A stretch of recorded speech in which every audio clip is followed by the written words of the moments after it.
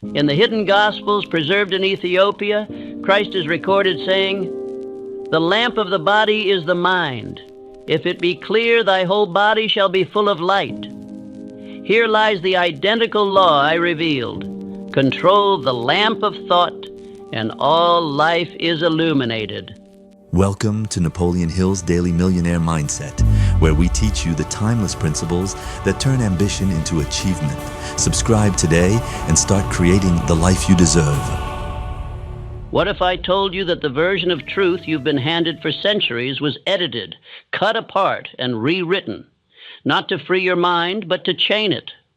What if the oldest Bible on earth, the Ethiopian Bible, preserved the very teachings of Christ that the world was never meant to see? For 4,000 years, men have twisted divine law into a tool of obedience, not liberation. They took the words of the Master and stripped them of their power, hiding the truth that man was never meant to serve fear, nor bow before institutions, nor crawl in submission to the illusions of authority. The truth that was buried is this: Jesus did not come to create worshipers. He came to awaken creators.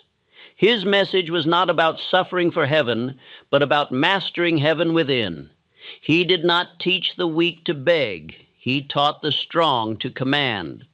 And that teaching, my friend, was dangerous, because a man who knows his oneness with infinite intelligence cannot be ruled. He cannot be bought or bribed or broken. He does not wait for miracles. He makes them. And that is why the true doctrine had to be hidden, rewritten, and buried beneath centuries of translation and fear. The Ethiopian scriptures predate your Bible.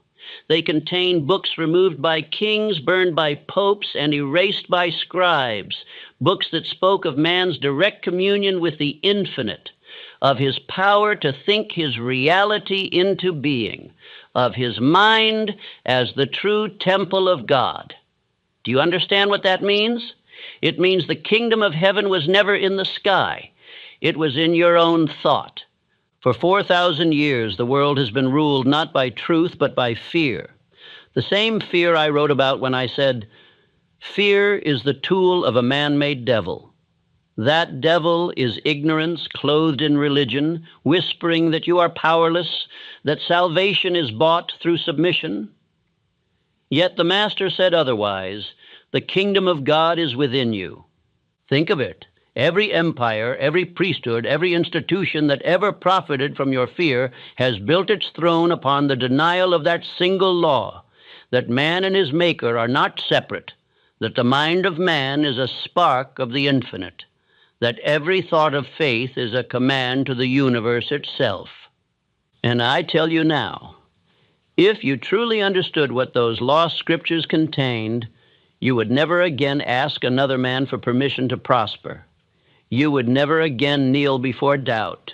You would never again beg the world to give you what heaven already placed within your grasp. The Ethiopian Bible does not flatter the powerful. It exalts the individual. It speaks of divine law not as a mystery to be obeyed, but as a science to be practiced. It teaches that faith is not submission, it is control. That prayer is not pleading, it is mental direction. That sin is not moral failure, it is ignorance of one's own creative power. Now, do you see why the rulers feared it? A free man cannot be taxed by fear. A thinker cannot be enslaved by lies. A believer who knows his mind is the workshop of the infinite cannot be ruled by the threats of hell or the promise of heaven. He commands both. You have lived long enough in a world that told you to be humble, to be small, to wait for permission. You were taught to believe that holiness meant poverty, that devotion meant obedience, that suffering was sacred. But the truth is this: to think, to act, to decide, to create, these are the true acts of worship. The Ethiopian Bible preserves the message that every man carries within him the image of the Creator, and that to think in harmony with that image is to perform miracles. It is the same law I have taught for decades, that what the mind can conceive and believe, it can achieve. But the world would rather you forget. The world would rather you remain a drifter, bound by fear, confusion, and doubt, instead of standing upright in your divine inheritance. For if you remembered, if you truly awakened to this truth, their kingdoms would crumble overnight. Understand this clearly. Jesus did not teach followers. He built thinkers. He taught the science of faith, how to plant a thought, water it with belief, and watch it become flesh. He showed man that the word spoken with conviction is the law of life, that the man who controls his mind controls his destiny. The Ethiopian scriptures declare it plainly, that man is not punished for his sins, but by them, that heaven and hell are not places, but states of mind, that the kingdom is not found by searching the sky, but by mastering one's own thought. And these truths were too powerful to survive unguarded. So the world was given a half-truth, a gospel of fear instead of faith, a creed of submission instead of creation. The fire of the mind was buried beneath rituals, politics, and dogma until now. But the truth cannot die. It returns in every age, disguised as a whisper in the hearts of those who dare to think. Listen closely. Every man who ever achieved greatness, Ford, Edison, Carnegie, obeyed the same law the Ethiopian Bible concealed, that the thought of faith transforms circumstance. That man, united with his purpose, becomes a channel of the divine. And the moment he decides, heaven moves. You are about to hear what the world has feared for 4,000 years, that faith is not blind belief, but deliberate creation, that God does not choose favorites, but obeys law, that your destiny is not written in the stars, but in the words you speak daily to yourself. This speech is not for the faint of heart. It is for those who are ready to reclaim what has been stolen from them, their power, their faith, their divine birthright. I will not give you religion. I will give you law, the law that Jesus practiced, that the sages preserved, that the conquerors erased, and that the Ethiopian Bible still proclaims. The kingdom of God is within you, and thought is its throne. So listen well, for these words may shake the foundation of everything you were taught to believe. They may offend the timid, they may enrage the blind, but they will set the thinker free. For the next few moments, put aside everything you think you know about faith, religion, and salvation. The truth has slept long enough. It is time to wake it within you. There is a kingdom not made by hands. It cannot be found in the sky, nor buried in the earth. It is not hidden in temples, nor guarded by priests. It lives within the walls of thought itself. It is the kingdom of heaven, and it begins in the mind of man. Heaven and hell are not places to which men travel after death. They are conditions of consciousness in which men dwell while alive. Heaven is mental harmony. Hell is mental confusion. Heaven is faith organized into purpose. Hell is fear turned inward until it poisons the soul. The Ethiopian scriptures preserved this truth long before it was spoken in parable. They declared that the mind is the workshop of God. And centuries later, I too came upon that same law in my confrontation with the devil, the realization that every joy or torment of man is born from his own thought. In that timeless dialogue, the adversary confessed his dwelling place. He said, I live in the minds of men who fear me. Thus I learned that the devil is not a red figure with horns, but the negative use of imagination. The devil is the picture one paints of failure, of sickness, of loss, and then believes it into form.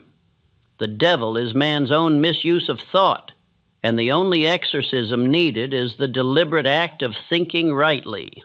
The true battlefield of good and evil is not in the world of men. It is in the inner chamber of the human mind. Every war that has ever been fought was first fought in thought. Every prison built by tyrants was first built within the minds of those who believed themselves powerless. And every victory ever won was first won by one who dared to govern his own thinking. When Jesus said, "The kingdom of heaven is within you," he was not speaking of clouds or golden streets. He was describing a state of consciousness, a mind so disciplined, so pure in purpose, that no fear, doubt, or indecision could disturb its peace. The Ethiopian writings preserve the same code, declaring that the spirit of man is the throne of God. I came to understand that this throne is the calm, centered mind that refuses to be ruled by circumstance. There is no external devil. There is only ungoverned imagination, thought left to wander without definite aim. The devil feeds on vagueness, on the gray mist of indecision. He thrives where men drift between belief and fear, between desire and doubt. When the mind is disciplined, when thought is definite, the devil starves. The greatest tragedy of mankind is not that men die, but that they live without governing their own minds. For centuries, organized fear has replaced spiritual law. Men were taught to bow rather than to think. They were told that salvation comes through obedience to dogma, not through mastery of self. Thus they traded the power to create for the comfort of servitude. Every age has seen the same conspiracy of ignorance, a hidden league of fear that keeps men bound to limitation. The priests of fear have many names. Some wear robes, others wear crowns, and many hold offices of respectability. They whisper the same command, "Do not think for yourself." And thus the great power given to man, the power to think his destiny into form, has been buried beneath centuries of superstition. I have seen how this slavery of the mind begins. First, man doubts his own thought. Then he seeks authority outside himself. At last, he becomes a beggar at the gates of heaven, pleading for what he has the power to create. This is the secret tragedy of human history. The law was never lost, only forgotten, and it has been written again and again in every sacred book. As a man thinketh, so is he. Faith, then, is not blind belief in unseen hands. It is the calm confidence of a mind in order. Faith is thought organized toward a definite end. When thought is definite, it moves the unseen forces of life into motion. When thought is chaotic, it destroys itself. Heaven is the state of a mind directed by faith. Hell is the torment of a mind ruled by fear. Fear is the only devil there ever was. It is the shadow cast by ignorance. It whispers that man is small, that he must bow, that he is at the mercy of fate. Yet fate itself is but the accumulated result of his own thinking. There is no fate for the thinker, only consequence. Consider Henry Ford, that humble mechanic who found the kingdom within. The world laughed at him. They said his vision of a motor car for every man was madness. Yet he held his thought as firmly as a sculptor holds the form in his mind before he carves it from stone. He refused to drift, refused to fear, refused to accept impossibility. And in so doing, he proved that the kingdom of heaven is not reached through prayer alone, but through the definite act of mind united with purpose. Ford found harmony within, and the outer world reshaped itself to match his vision. This same law that lifted Ford from obscurity lies within every man. Heaven is built each morning when thought obeys purpose. Hell is built each night when fear is allowed to reign. No tyrant can imprison a man who governs his thoughts. No poverty can enslave a soul that knows its own power. The gates of heaven open not through death, but through decision. The decision to think constructively, deliberately, and persistently toward one definite aim. The Ethiopian sages declared, "Guard thy thought, for it is the seed of thy world." How few obey this. The multitude allows their minds to become gardens overrun with weeds of fear, gossip, and indecision. Then they cry out that life is cruel, that fate has betrayed them, that heaven is far away. But heaven was never lost, it was neglected. The mind left unattended becomes a wilderness of torment. The devil does not need to steal a man's soul. He only needs to distract his thought. He works through worry, through envy, through resentment, through the 1,000 little irritations that weaken mental discipline. Each moment spent in fear or doubt is a brick laid in the walls of hell. Each moment spent in faith and purpose is a stone added to the temple of heaven.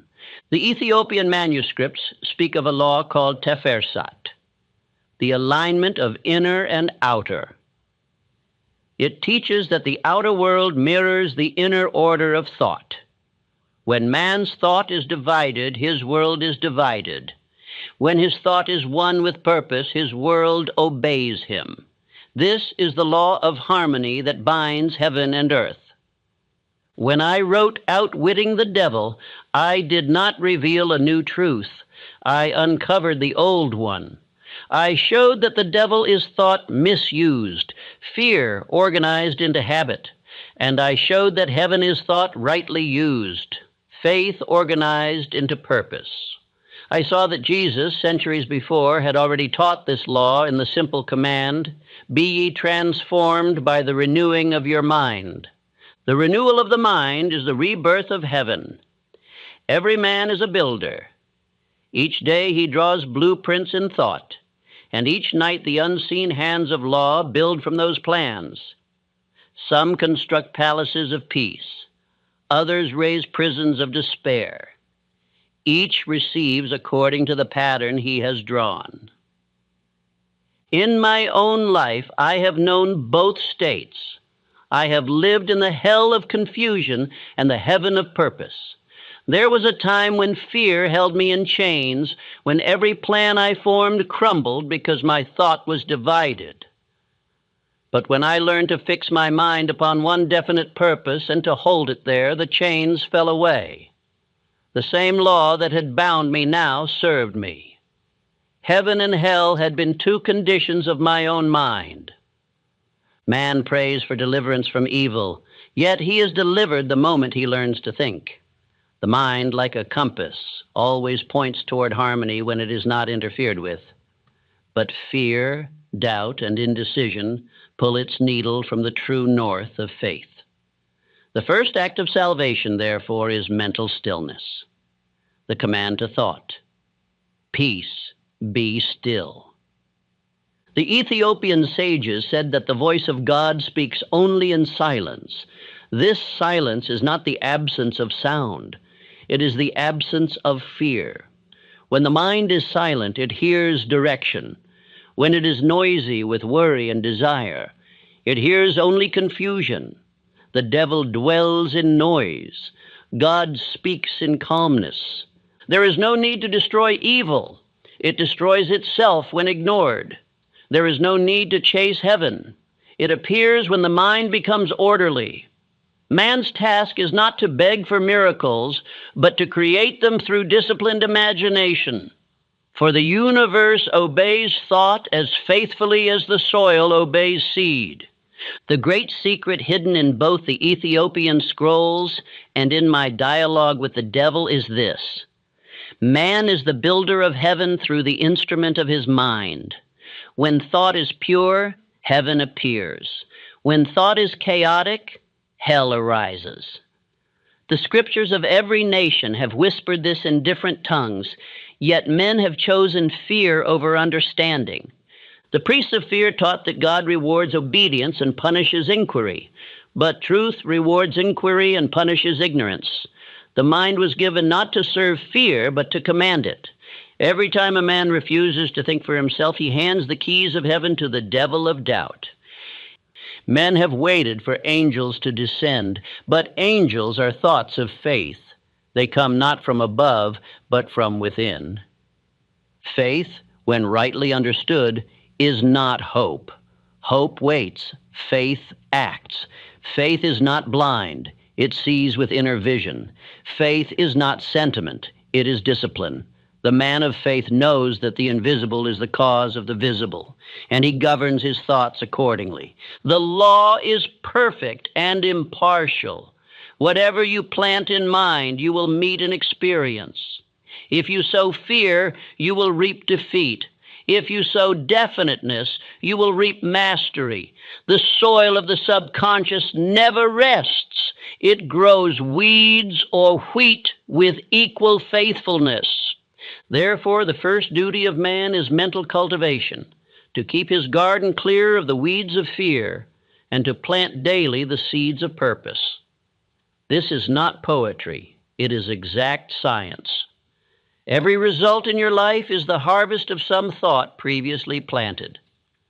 The Ethiopian master wrote, "He who guards his mind guards his destiny." This is the lost commandment of every faith. Heaven is not attained through ritual, but through rhythm, the steady rhythm of disciplined thinking. When one learns this law, he ceases to fear the devil, for he knows that the devil is only the absence of definiteness. He ceases to fear hell, for he knows that hell is the absence of faith. And he ceases to fear death, for he knows that life eternal is thought aligned with divine law. So let this be your affirmation. My mind is the throne of heaven. No fear may reign within it. Repeat it until you believe it. Speak it until your subconscious accepts it as law. For as you affirm, so shall you become. You are not a victim of fate. You are the architect of destiny. You are not a beggar of heaven. You are its builder. The mind is the workshop of God, and you are his apprentice. To think rightly is to create rightly. To fear is to destroy. Remember this. There is no greater power than the calm, deliberate thought of one who knows his own mind. One such man is stronger than 1,000 who drift. When thought is definite, heaven appears wherever he stands. The Ethiopian sages and I spoke the same truth in different tongues, that the kingdom of God is not a place but a power, not a promise but a principle, not a reward but a realization. The law is simple and it is eternal. As you think, so shall you live. There is an invisible empire that rules men without their consent. It has no army, no throne, and no crown.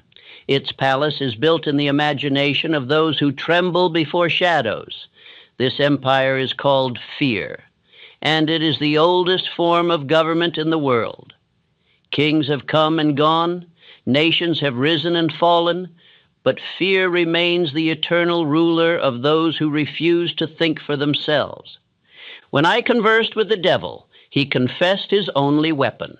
He said, "I control men through fear." And when I pressed him, asking of what men are afraid, he named 6 ghosts that haunt the earth: the fear of poverty, the fear of criticism, the fear of ill health, the fear of loss of love, the fear of old age, and the fear of death. These 6 specters are his ministers of state, through which he commands the minds of the weak. Look carefully at them. They are nothing but ideas, phantoms without form. Yet they have governed nations, destroyed empires, and bound men more completely than iron chains. For no prison is as cruel as the one built of a man's own beliefs. The fear of poverty keeps millions in quiet slavery, toiling without purpose, obeying masters they despise, all because they are afraid to think independently. The fear of criticism silences genius before it speaks.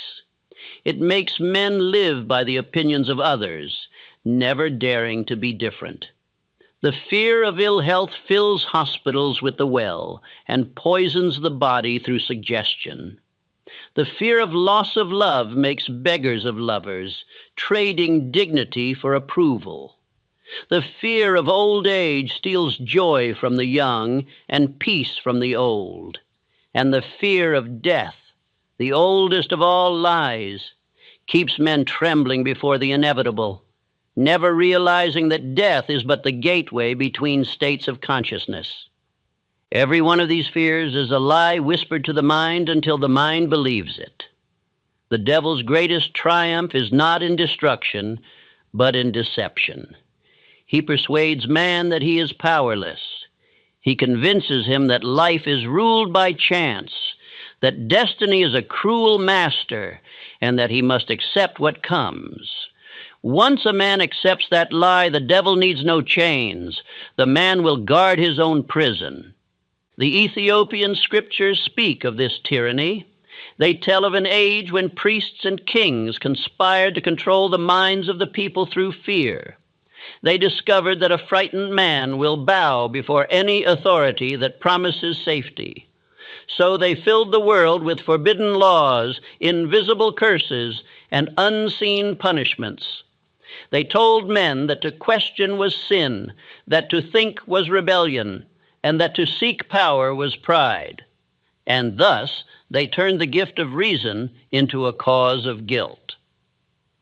The rulers of that time knew what I later discovered, that the man who thinks for himself cannot be ruled by another. To enslave him, it is enough to teach him to doubt his own thought. Once he is afraid of being wrong, he will seek the approval of others for every act. And when he does this, he ceases to live by truth and begins to live by permission. The devil's government has no parliament. It rules through suggestion. Its laws are written in the subconscious of the masses. Every whisper of doubt, every superstition, every fear of what they might say is a tax upon the soul. Men have built cathedrals of fear, decorated them with holy names, and worshiped there for centuries. Jesus came to overthrow that empire. His command was simple: be not afraid. He said it again and again, for he knew that fear was the only real enemy of man. He healed the sick not by miracle, but by restoring their faith. He lifted the poor not by charity, but by awakening their belief in the kingdom within. And he defied the priests and rulers who traded in terror, saying that truth shall make men free.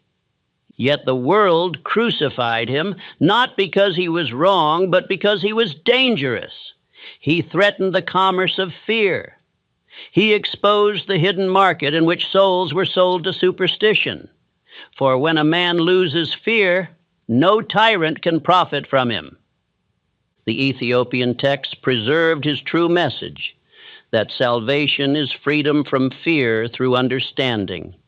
They spoke of a mind that, when illumined by faith, becomes untouchable. He who dwells in the light, they wrote, walks unharmed through the valley of the shadow. It was this same law I uncovered when I made the devil admit that he could control no mind that had a definite purpose. Purpose is the armor of the soul. Decision is its sword. A man who knows what he wants cannot be ruled by fear, for fear feeds only on hesitation. Every time you decide, you strike a blow at the empire of the devil. Every time you postpone, you pay him tribute. How subtle this tyranny has become. It hides behind respectability, behind custom, behind education. The child is taught early to be afraid, afraid to fail, afraid to offend, afraid to stand alone. He learns to measure himself by others, to conform, to obey. And so the creative fire within him is smothered before it burns its brightest.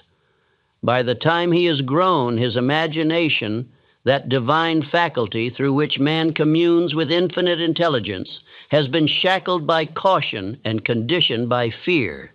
This, too, is the devil's masterpiece. He has made fear appear as wisdom, and faith appear as folly. He whispers to the ambitious, "Be careful." He tells the dreamer, "It cannot be done." He tells the poor, "You were not born to be rich." He tells the sick, "This is your fate." And men, believing these lies, surrender the scepter of their thought. The result is a world where the brave are few and the cautious are many.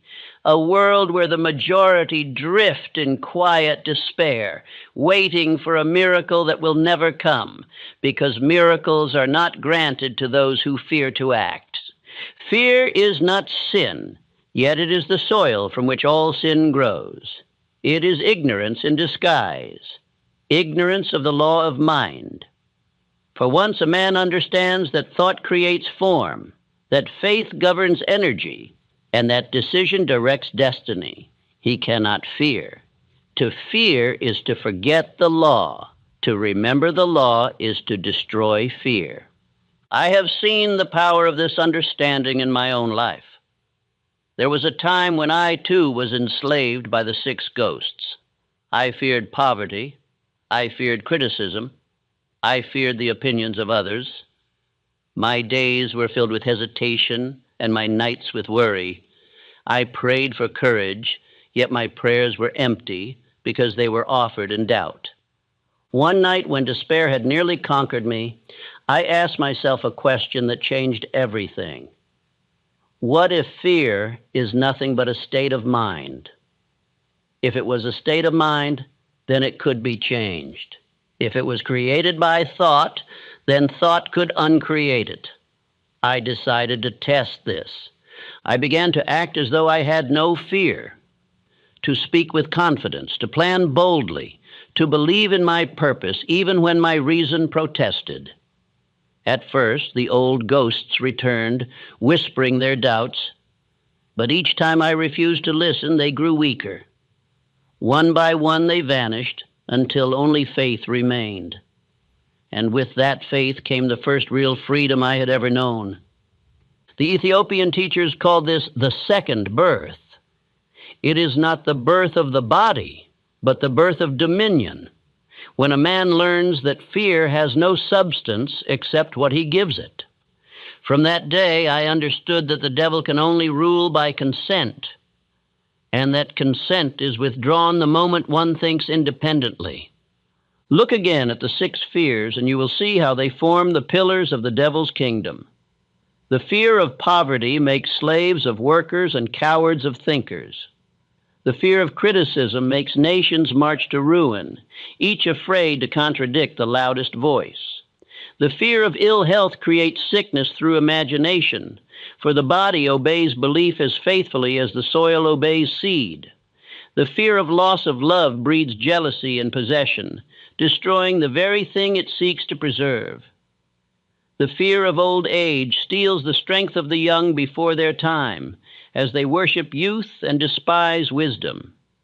And the fear of death makes life itself a long rehearsal for dying. All these fears vanish in the presence of understanding. Poverty loses its terror when one learns that riches begin in thought. Criticism becomes harmless when one decides to please only his own conscience. Ill health dissolves when the mind ceases to picture disease. Loss of love cannot wound the one who loves without fear. Old age becomes a crown when seen as harvest, not decay. And death itself becomes an awakening when one realizes that consciousness cannot die. The devil's government is maintained through ignorance, and ignorance is maintained through authority. Those who rule by fear do not fear the strong, they fear the thinker. That is why the first act of every tyranny is to limit education, to ridicule faith, and to exalt dependence.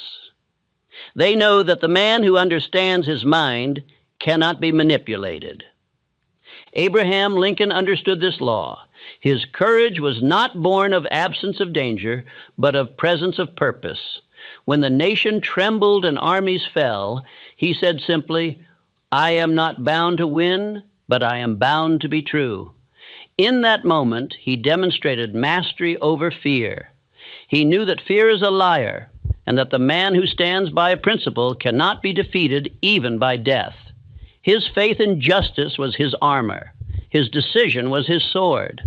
It is not necessary to fight fear directly. It dies of starvation when ignored. The remedy is always the same. Replace it with definite purpose. Every moment spent defining your purpose weakens the devil's hold. Every plan made in faith drives another nail into the coffin of doubt. Fear flees before decision as darkness flees before dawn. The Ethiopian scrolls speak of a divine formula. Knowledge plus faith equals power. This is the antidote to all fear. Knowledge without faith produces cynicism. Faith without knowledge produces superstition. But when knowledge and faith unite, man becomes invincible. The mind that thinks in faith connects with infinite intelligence. It draws ideas from the unseen, strength from the eternal, and courage from the divine. Fear cannot enter such a mind, for it finds no vacancy there. That mind radiates harmony, and all lesser vibrations dissolve in its presence. It is ignorance, not sin, that makes man tremble. To banish fear, therefore, is not an act of rebellion, but of understanding. The man who outwits the devil is simply one who has learned to think. Let this truth burn within you. Fear is not real. It is only the shadow of forgotten faith. The moment you remember who you are, a thinking, creating expression of infinite intelligence, the shadow vanishes. No man can be enslaved who has mastered the law of mind. You are not bound by the world's opinions. You are not limited by circumstance. You are bound only by the pictures you hold in your imagination. Change the picture, and life changes with it. Remember this affirmation and repeat it daily until it becomes your nature. I think in faith, and fear dissolves before my decision. Speak it when you awaken. Speak it when doubt whispers. Speak it until fear becomes a stranger. For every time you affirm faith, you withdraw power from the devil's invisible government. The empires of fear rise and fall, but the law of mind endures. The one who knows this law walks among men like a beacon in darkness. He fears nothing, for he understands everything. He serves no master, for he governs himself. He does not seek heaven elsewhere, for he carries heaven within. The world may call him strange, reckless, even proud, but history will call him free. Every great failure begins the same way, not with a single wrong act, but with the slow surrender of thought. A man ceases to decide for himself. He lets habit, gossip, and fear decide in his place. He allows the hours to pass without direction, the days to move without purpose, the years to unfold without plan. He drifts. And drifting, more than sin or weakness or ignorance, is the devil's masterpiece. When I demanded of the devil how he gained control over the majority of men, he smiled and said, "By causing them to drift." It is the subtle art of making a mind aimless, of keeping it busy but fruitless, full of movement but without progress. The drifter wakes each morning and repeats yesterday. He moves but does not advance. He wishes but does not decide. He spends his life reacting instead of creating. And when the end comes, he wonders why heaven never answered his prayers. Heaven answered every one of them, but he had no definite address. To drift is to live as a leaf upon the wind, carried wherever the breeze of circumstance blows. A man who drifts cannot think for long on one subject. His attention leaps from fear to desire, from pleasure to worry, from one half-formed plan to another. The devil delights in such minds, for they are open houses. Anyone may enter, and the master is never home. The Ethiopian scriptures called this state the sleep of the soul. They warned that the first duty of man is to stay awake, not merely with eyes open, but with thought vigilant. Keep the lamp burning, they wrote, for the night is long and the thief walks in darkness. The thief is not a demon from without, but distraction from within. Every idle thought, every aimless hour, every postponed decision is another drop of oil wasted from the lamp of purpose. Drifting is not always born of laziness. Often it masquerades as virtue. The man who says, "I am waiting for a sign," the one who says, "I am taking my time," or "I will act when the right moment comes," these are drifters disguised as philosophers. The truth is that the right moment never arrives. It must be created. The universe moves only when a mind commands it. The idle wait for inspiration, the definite create it. Look at the world and you will see the proof. The masses drift. They follow fashions, repeat slogans, obey trends, fear opinion. They eat what others eat, think what others think, and desire what others are told to desire. Their lives are ruled by news, gossip, and envy, yet they wonder why they feel powerless. They have given their thought to the crowd. The crowd has given it to fear, and fear has given it to the devil. Only a few refuse to drift, the thinkers, the dreamers, the men and women who choose their own direction and follow it with persistence. They are God's chosen instruments, for through them the divine plan finds expression. The rest are like instruments lying silent on the floor waiting for someone else to play their music. Andrew Carnegie was such an instrument. He began with nothing but a purpose so definite that it burned through every obstacle. He decided that he would master steel, not hope, not try, not wish. Decided. He fixed his thought like a compass needle and never permitted it to waver. Fortune could not resist such definiteness. From that decision grew an empire and the employment of millions. The devil had no power over him, for the devil cannot tempt a man who is already chosen. Thomas Edison was another. When the world called him a fool for chasing light from a filament, he smiled and worked. He failed hundreds of times, yet never drifted from his vision. His faith was not a prayer for luck, but a discipline of thought.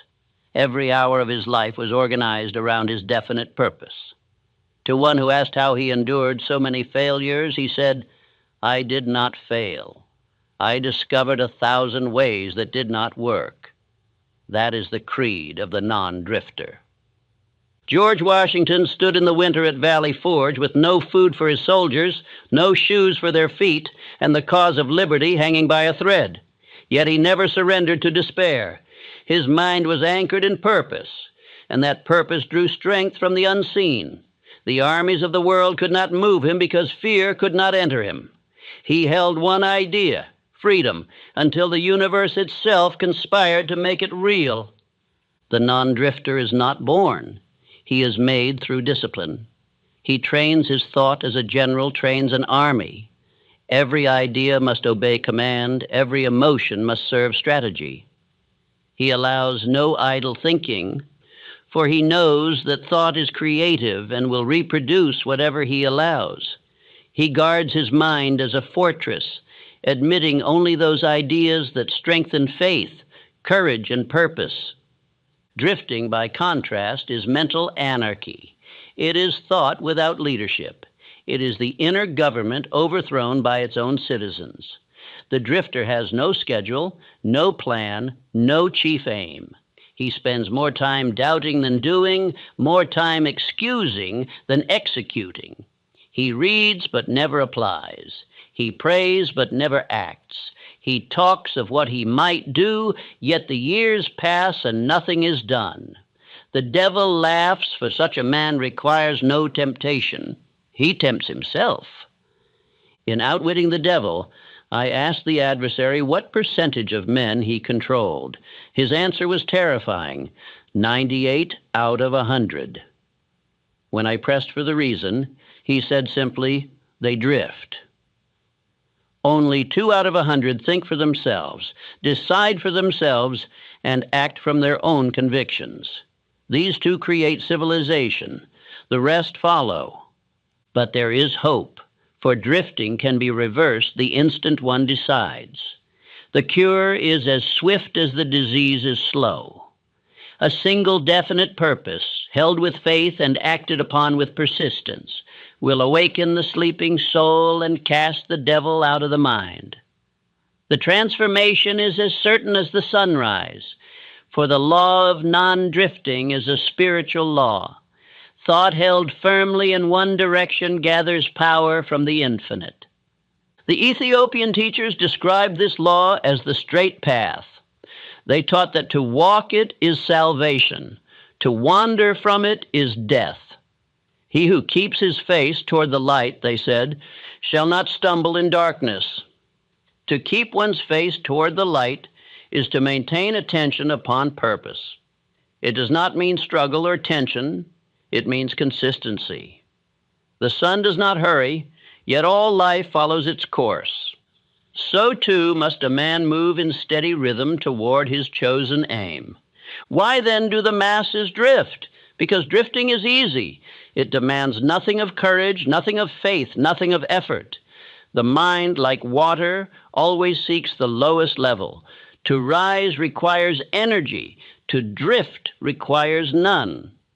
The drifter mistakes comfort for peace, routine for security, and conformity for wisdom. He avoids the pain of decision, not realizing that indecision is the greatest pain of all, the slow torment of a life unused. Organized religion at times has aided this disease. Too often it has told men to wait upon divine will instead of to act as divine instruments. It has encouraged passive obedience instead of active creation. It has taught that to be humble is to be weak, and that ambition is sin. And so, in the name of holiness, men have been taught to drift, waiting for signs, for permission, for rescue. Yet the scriptures themselves declare that man is made in the image of God. And what is that image if not creative power? The Ethiopian gospel warned, God works through the hands of the awake. The asleep pray for deliverance. The awake become it. The asleep seek heaven. The awake build it. The asleep wait for miracles. The awake create them by law. Every man must choose which he will be. To prevent drifting, one must first fix a definite chief aim. This aim must be written, spoken, and visualized until it becomes the central sun around which all thought revolves.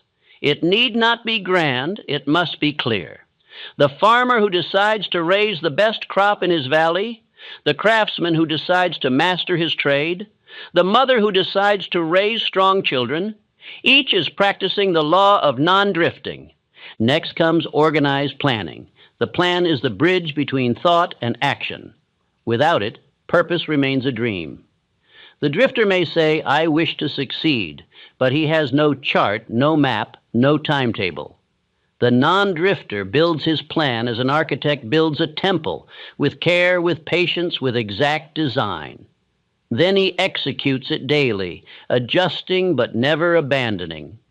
The third protection is persistence. The devil flees before persistence as darkness flees before dawn. He can frighten the weak, discourage the impatient, and deceive the careless, but he cannot endure the steady hand of one who keeps moving forward.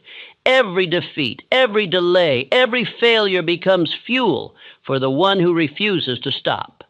The fourth is decision. Indecision is the mother of drifting. The habit of quick, definite choice is the mark of every successful soul. The drifter says, I will think about it. The master says, I will do it. One postpones, the other acts. One dreams, the other builds. One drifts into the devil's current, the other steers his own ship. The fifth is self-discipline. The mind, like a wild horse, must be trained before it can serve. The drifter lets every emotion lead him. Anger, envy, appetite, desire.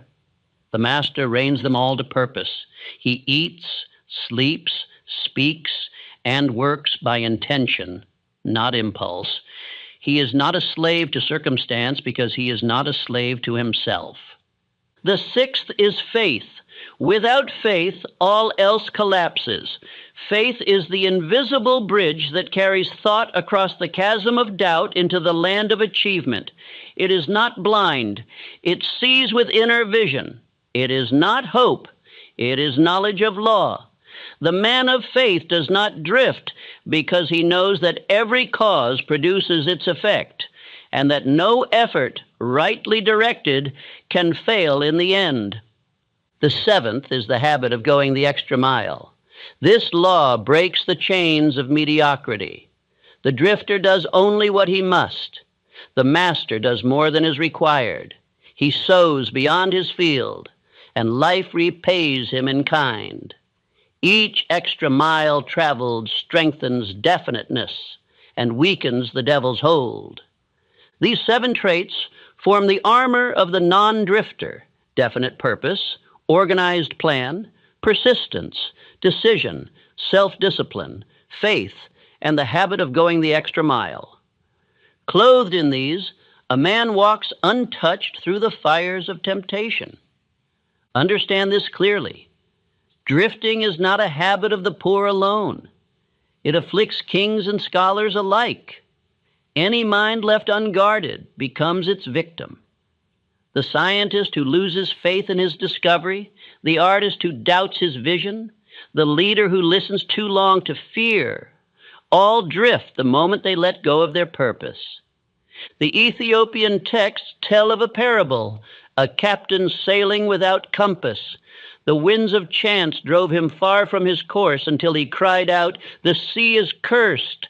But the wise said, "The sea is not cursed. You have no helm."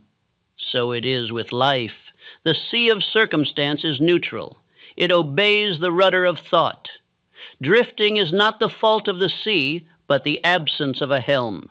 In every century, men who refuse to drift have carried civilization forward. They are few, yet the world lives by their faith.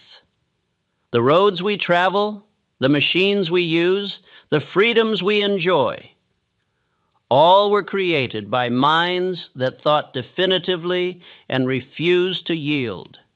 The drifters consume what the thinkers produce. The thinkers are the builders of heaven on earth.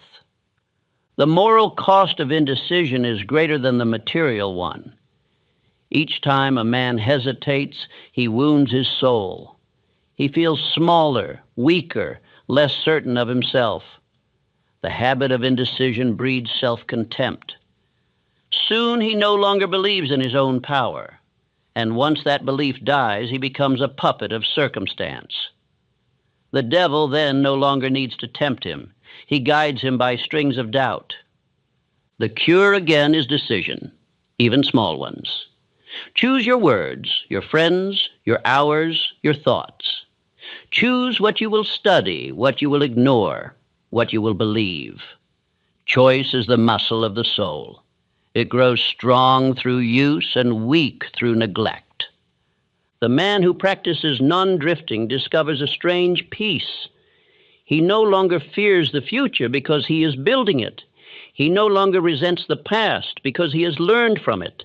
He no longer envies others because he is too busy creating his own destiny.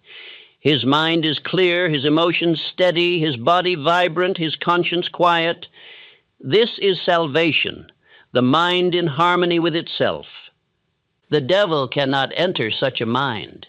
His entire kingdom collapses where definiteness reigns. He feeds on indecision, and when that food is gone, he dies of hunger. Every time a man says, "I will," with conviction, a devil dies somewhere in the invisible. Therefore, let this be your affirmation. I choose my thought each hour. I am not the puppet of circumstance. Speak it until it becomes rhythm, until your every act begins with conscious choice. For each chosen thought is a step on the path of mastery, and each unchosen one a slide into drift. When you wake in the morning, ask, "What is my purpose today?" When you retire at night, ask, "Did I hold to it?" Let this simple discipline govern your hours, and soon it will govern your destiny. Drifting is the slow death of the soul. Non-drifting is its resurrection. and he who practices it daily will find that he walks not beside angels, but among them, for his own disciplined mind has become one. In the beginning there was not light, nor sound, nor form. There was thought, and from that thought came the command, "Let there be light." The universe did not argue nor hesitate, it obeyed. This is the first and eternal revelation of law. Thought is dominion. Every blade of grass, every stone, every star above your head is the obedient offspring of mind. The entire cosmos is the visible expression of invisible intelligence. The laws of gravity and motion, the rhythm of the tides, the beating of your own heart, all are governed by thought in motion. To the wise, this is no mystery. It is the sacred formula written in every text of power. As a man thinketh, so is he. The Ethiopian masters called this law the voice that commands. They taught that every man holds within his mind the same creative spark that shaped the heavens. He spoke, and it was, they said. And when man speaks with faith, creation echoes the same words. When I examined the habits of the world's most successful men, I found they shared one faculty in common, the ability to transform thought into form. They did not wait for miracles, they caused them. They did not pray as beggars, they prayed as architects.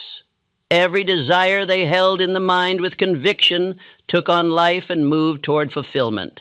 This is the law of mental dominion, the power by which man commands his circumstances through the deliberate direction of thought. All that is necessary to invoke it is belief, repetition, and emotion. When desire becomes faith, and faith becomes habit, the world bends to its decree. You have spoken many words in your life, but only a few have carried the power of creation. Words without faith are noise. Words with belief are law. The true prayer is not the repetition of phrases, but the inner declaration backed by emotion. When thought and feeling unite, the universe obeys. Most prayers fail because they are petitions of doubt rather than commands of faith. The majority of men pray as though God were far away, reluctant to listen, requiring persuasion.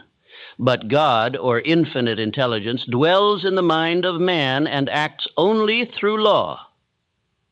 To pray correctly is to align your thought with law, not to beg law to change. The sun does not shine because you ask it to. It shines because it must. So too does the universe respond to definite thought. The formula is exact and mathematical. Desire plus belief plus repetition equals creation. Desire is the seed, the first spark of creation. It must be definite, not vague. The man who desires success without defining it will reap confusion, for law responds only to precision. The desire must be so vivid that it burns through hesitation and consumes doubt. Belief is the soil, the mental medium in which the seed grows. Without belief, desire withers. With belief, it flourishes. Belief is formed by repetition of thought. Every idea held in the conscious mind and impressed upon the subconscious through repetition becomes belief. The subconscious then accepts it as truth and acts upon it. Repetition is the sunlight, the energy that brings the seed to life. Every time you repeat a thought with emotion, you strengthen its roots. The subconscious cannot distinguish between truth and falsehood. It accepts what it hears often enough with feeling. This is why propaganda rules the masses, and why affirmation liberates the individual. The one who controls his repetition controls his destiny. I have seen this law operate with perfect precision. Thomas Edison did not invent the phonograph by accident. He held the image of it so vividly in his mind that it compelled reality to take form. He did not hope for discovery. He decided it must be found. He lived with that idea day and night until his hands became the tools of his mind. The machine that finally sang with recorded sound was but the physical shadow of an inner image already complete. So it was with Ford, Carnegie, Rockefeller, and every other creator I have studied. They began with thoughts so definite that no circumstance could alter it. When others doubted, they persisted. When the world said impossible, they said inevitable. They were not men favored by fortune. They were men obedient to law. The same law works for the farmer who pictures a field of grain before it sprouts, for the mother who envisions her child strong and wise, for the craftsman who sees his work finished before it begins. Creation begins in imagination and moves through faith into form. The Ethiopian scrolls describe this process in sacred language. He who sees with the inner eye commands the outer world. To see with the inner eye is to visualize, to hold a mental image charged with emotion and belief. Visualization is not idle fantasy. It is the deliberate shaping of spiritual substance. Every picture held long enough in mind attracts the materials necessary for its realization. I have often been asked, does this mean any thought can create reality? The answer is yes, if it is definite, emotional, and persistent enough. But most men's thoughts are like passing shadows, changing with every mood. They wish for riches today and fear poverty tomorrow. They declare health at sunrise and talk of disease by nightfall. They affirm success but expect failure. Thus, their minds send mixed signals, and the universe, impartial and exact, reproduces confusion. The law cannot be mocked. It does not choose sides. It simply reflects what it receives. If you picture yourself as a victim, it will supply the circumstances to match. If you picture yourself as a master, it will send the means to prove it. The creative power of thought is both a blessing and a judgment. It rewards precision and punishes neglect. Every man lives in a world of his own making. Some inhabit kingdoms of harmony, others dwell in prisons of their own thought. You can trace every joy, every sorrow, every gain, and every loss back to the mental pattern that preceded it. The outer world is a mirror. Nothing more, nothing less. In Outwitting the Devil, I asked the adversary why so few men achieve greatness. His answer was simple. They do not think for themselves. They pray for what they already possess. He was right. Men beg for wisdom while ignoring the voice of intelligence within them. They ask for strength while speaking weakness. They plead for opportunity while imagining failure. And the law, which never sleeps, grants them what they truly believe, not what they merely wish. If you wish to prove this, begin with something small. Picture yourself calm in situations that once disturbed you. See it, feel it, believe it, and repeat the image until it becomes natural. Soon the outer event will conform to your inner peace. Then enlarge your experiment. Visualize health, success, companionship, or whatever your definite purpose requires.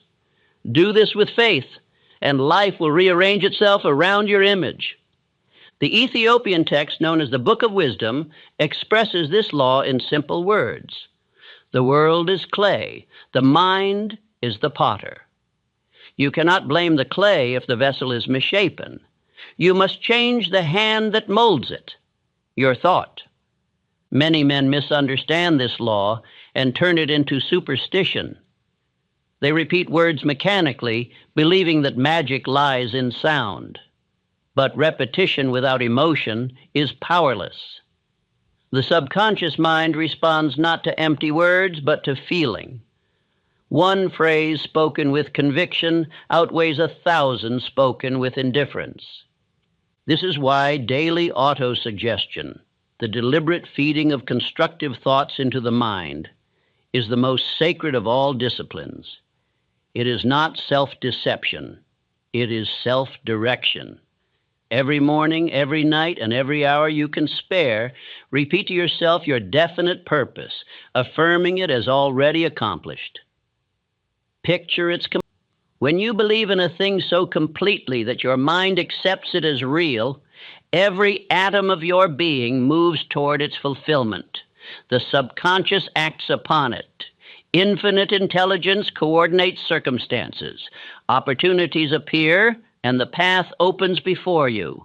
The world calls it luck. The wise call it law.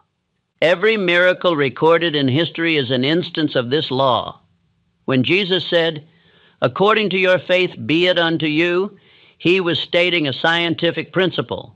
He did not heal men by violating law, but by using it. He saw the sick as whole, the blind as seeing, the dead as alive, and held that image so perfectly that matter rearranged itself to match the vision. He knew that the creative energy of God flows through the mind of man as thought. The words, "Let there be light," were not commands to the heavens, but commands to the mind. The devil fears this understanding above all, for it makes man independent.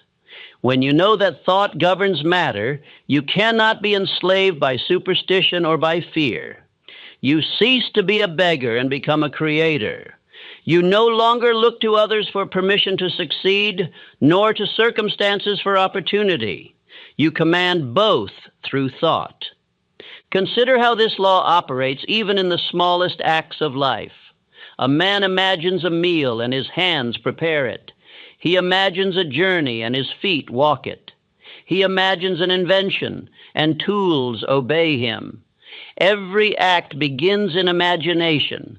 Every result is its echo.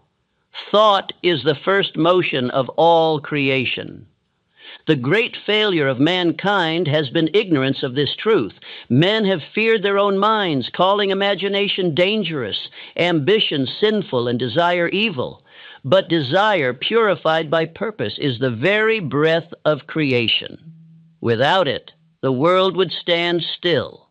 Desire is not to be suppressed, but directed, guided by faith and controlled by discipline. Desire becomes dangerous only when it drifts without aim. Then it turns inward and consumes itself. But when harnessed to a definite purpose and lifted by faith, it becomes the creative fire of God. Every builder, artist, and leader who has shaped civilization has used this fire consciously or unconsciously. The saints called it inspiration. The scientists call it insight. The philosophers call it intuition. It is all the same power, the movement of infinite intelligence through the focused mind. Let no man say, "I am not creative." Every thought you think creates. You may create harmony or discord, joy or misery, wealth or want, but create you must, for creation is the nature of mind. The only question is whether you create by design or by default. If you would create by design, practice this daily exercise. Choose one definite desire. Write it clearly in the present tense as though already achieved. Visualize it with detail. Feel the gratitude and certainty of its reality. Repeat this process at least twice daily, morning and night. Do not strain, do not doubt. Let the image grow natural and familiar as a home to which you are returning. In time, it will become so real to your inner sense that the outer world must conform. This is law, as reliable as the sunrise.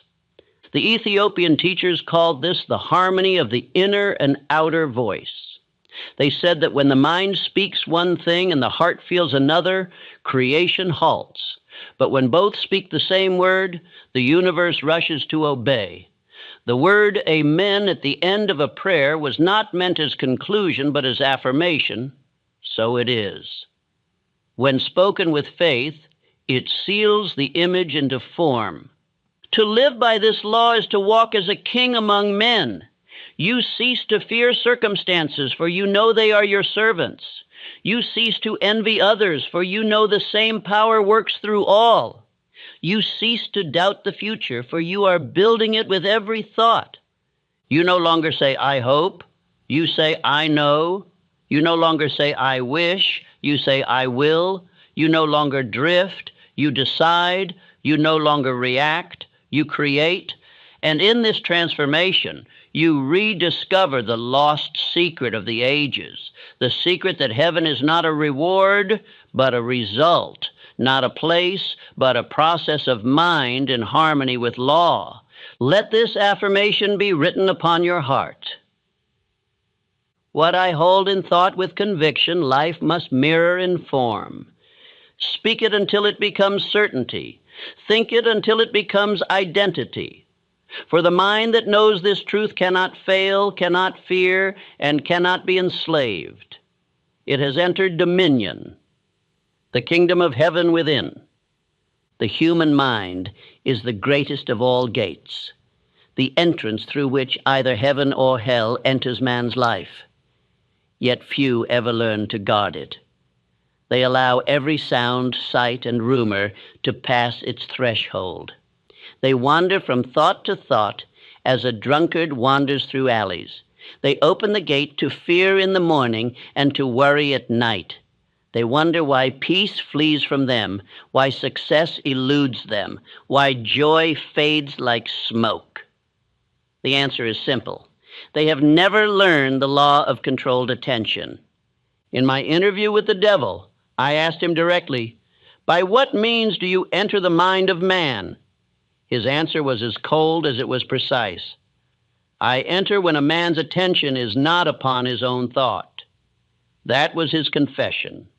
The adversary needs no permission, only neglect. When attention is scattered, the devil walks in. When attention is focused, he is blinded by the light and retreats. The Ethiopian masters taught this law under another name, the single eye. They wrote, "If thine eye be single, thy whole body shall be full of light." The single eye is controlled attention, the ability to hold one image, one purpose, one direction in mind without wavering. It is the secret of genius, the key to peace, the gate of heaven itself. Controlled attention is the spiritual discipline behind all achievement. Every invention, every work of art, every act of greatness was born of it. When a man learns to hold his mind upon one idea until that idea burns through every obstacle, he becomes the master of circumstance. When he allows his attention to be divided between many desires, he becomes the servant of confusion. The mind is not unlike a lens. Unfocused, it diffuses light into weakness. Focused, it gathers power strong enough to burn through steel. Attention is that lens. It can either scatter your power across 1,000 trifles or concentrate it into one definite purpose. The law makes no distinction. It obeys direction. Modern men have filled their minds with noise. They live in distraction and call it progress. They carry the entire world's chatter in their pockets and wonder why they cannot hear the voice of infinite intelligence. They drift through endless stimulation, gossip, entertainment, fear, and argument, and then say they have no peace. Peace is not absent. It is drowned in noise. The Ethiopian sages warned of this centuries ago. He who listens to many winds hears no music. They meant that the mind must choose its object, for the world is full of competing vibrations. Every voice you permit to enter your attention takes a portion of your creative power.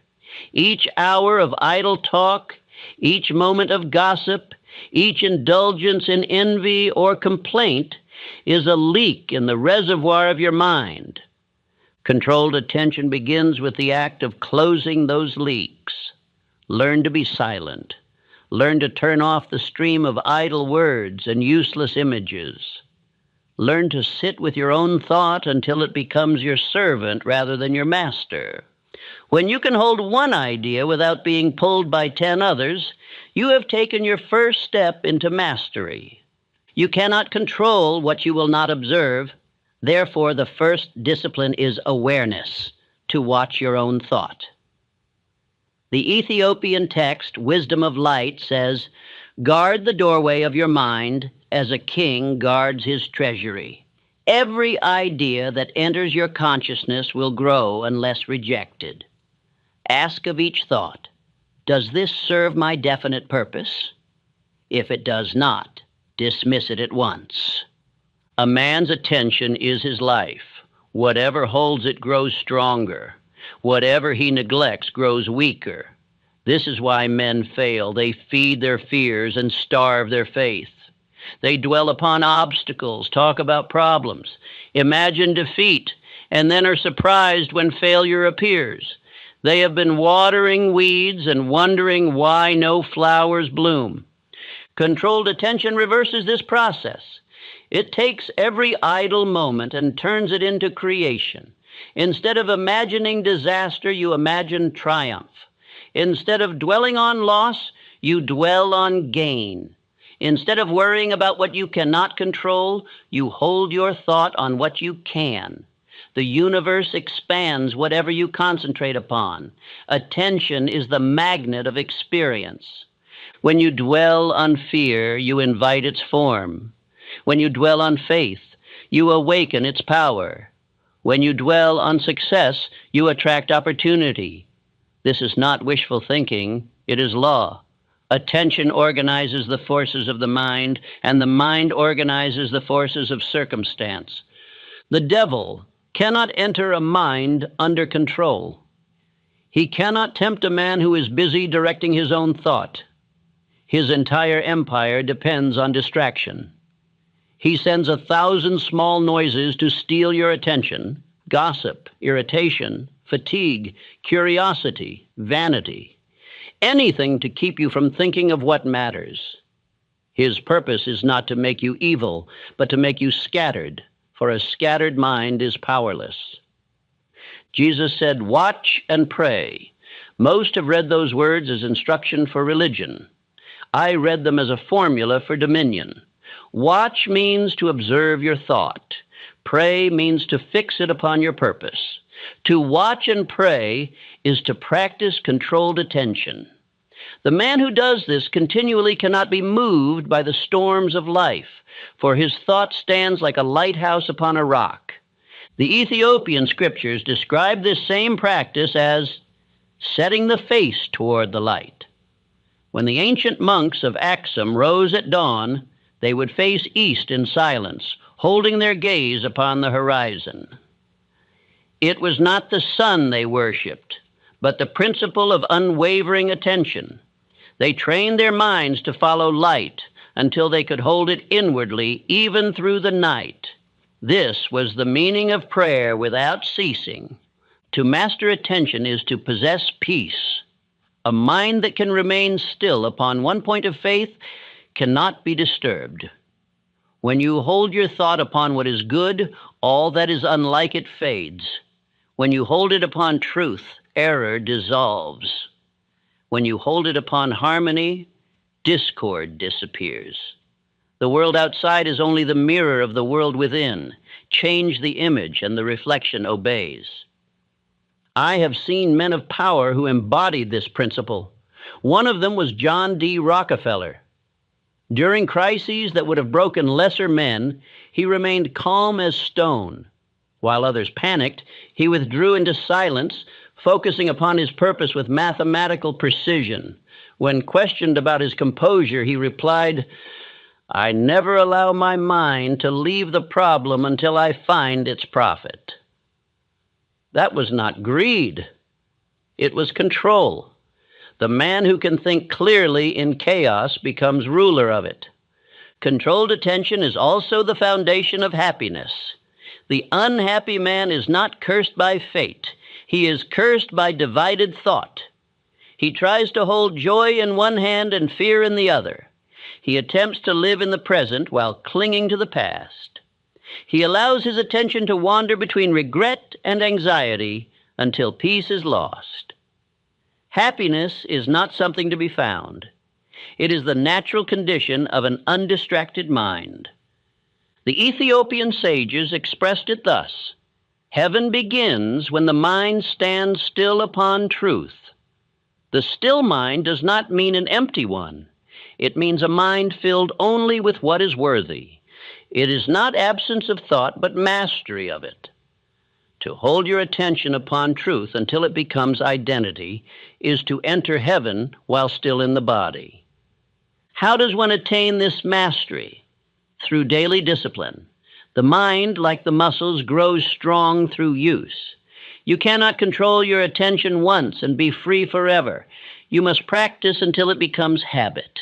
Begin with small exercises. Choose one image, perhaps your definite purpose, and hold it for 5 minutes without interruption. When distraction arises, gently return. Do not scold yourself. Persistence is the key. Next, extend the exercise to your daily life. When you work, work with full attention. When you rest, rest completely. When you speak, be present in your words. When you listen, listen without drifting. Each moment of awareness strengthens your mastery. The habit of controlled attention carries power into everything you do.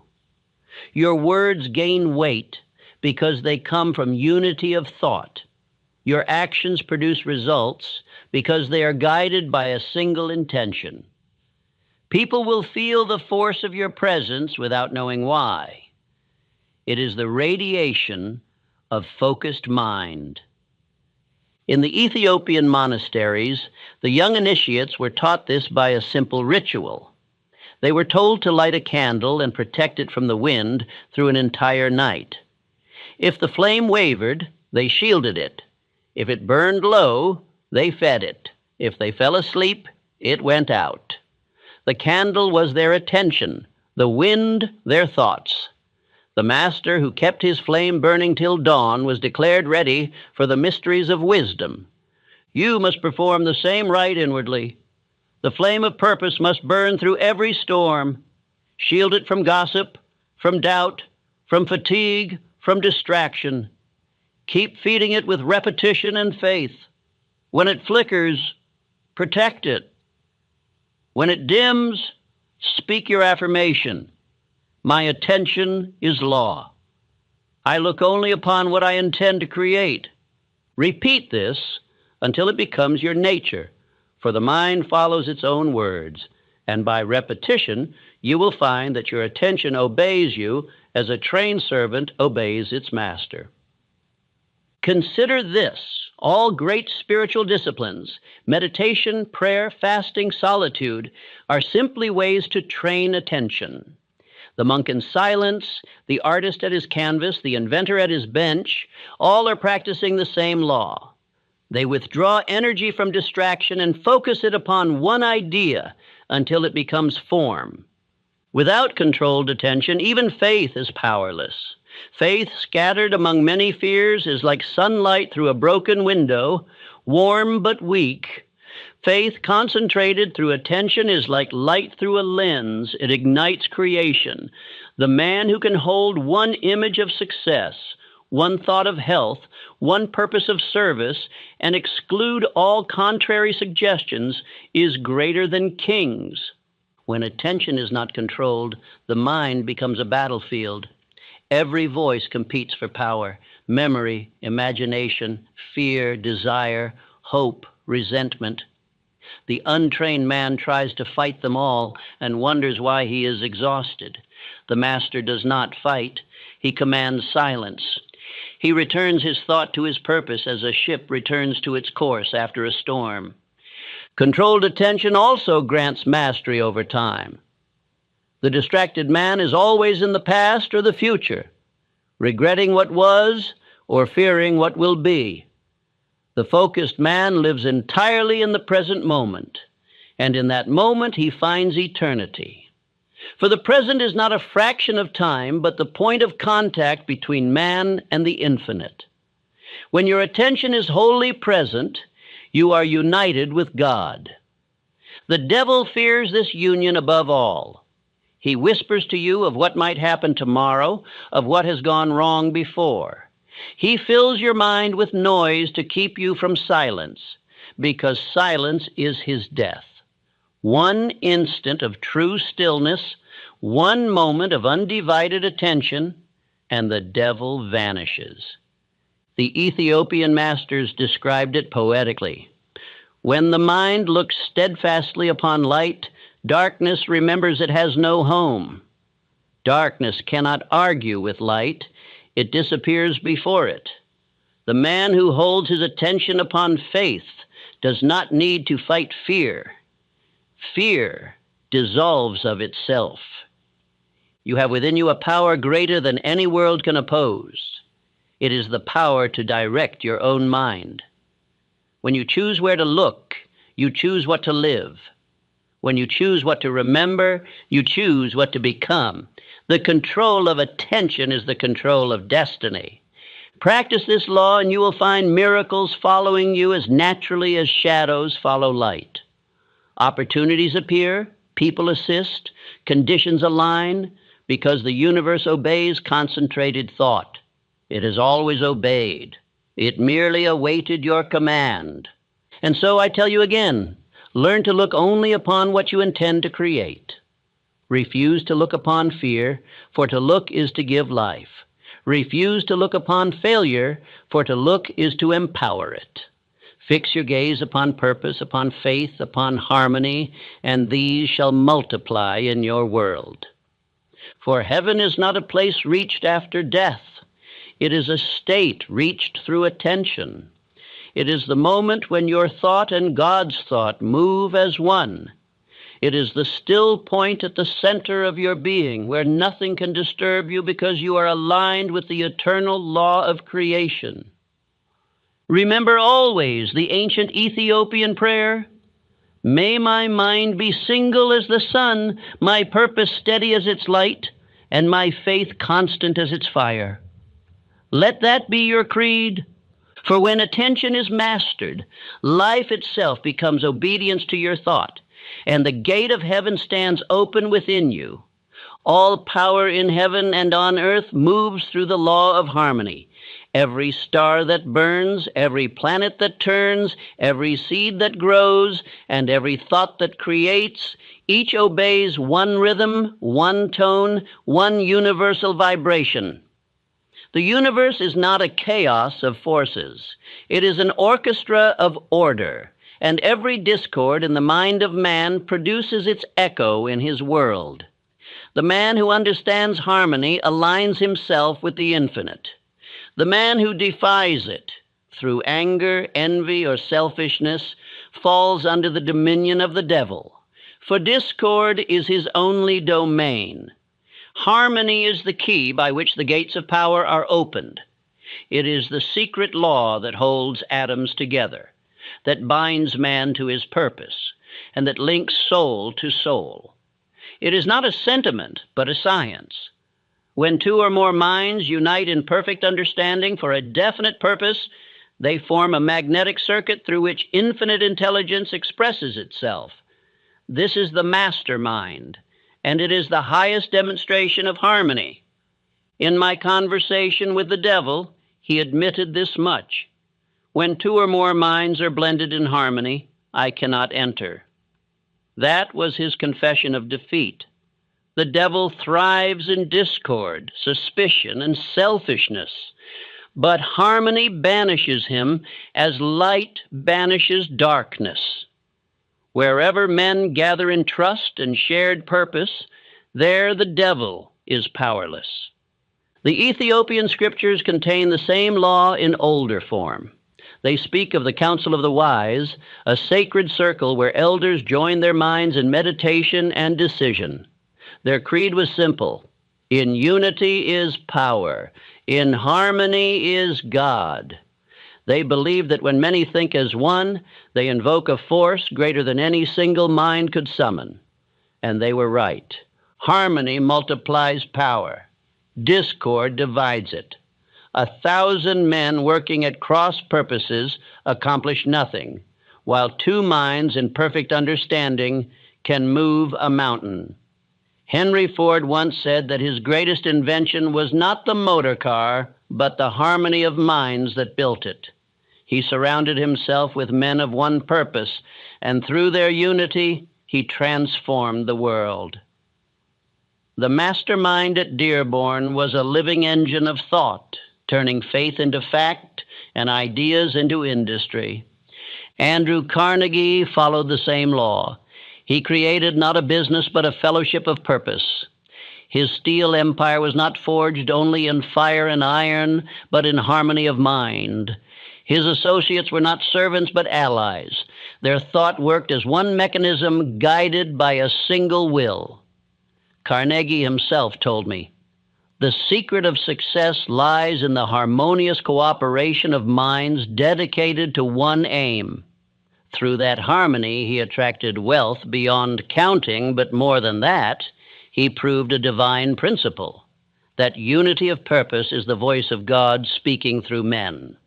Harmony is the sound of creation itself. Discord is the sound of destruction.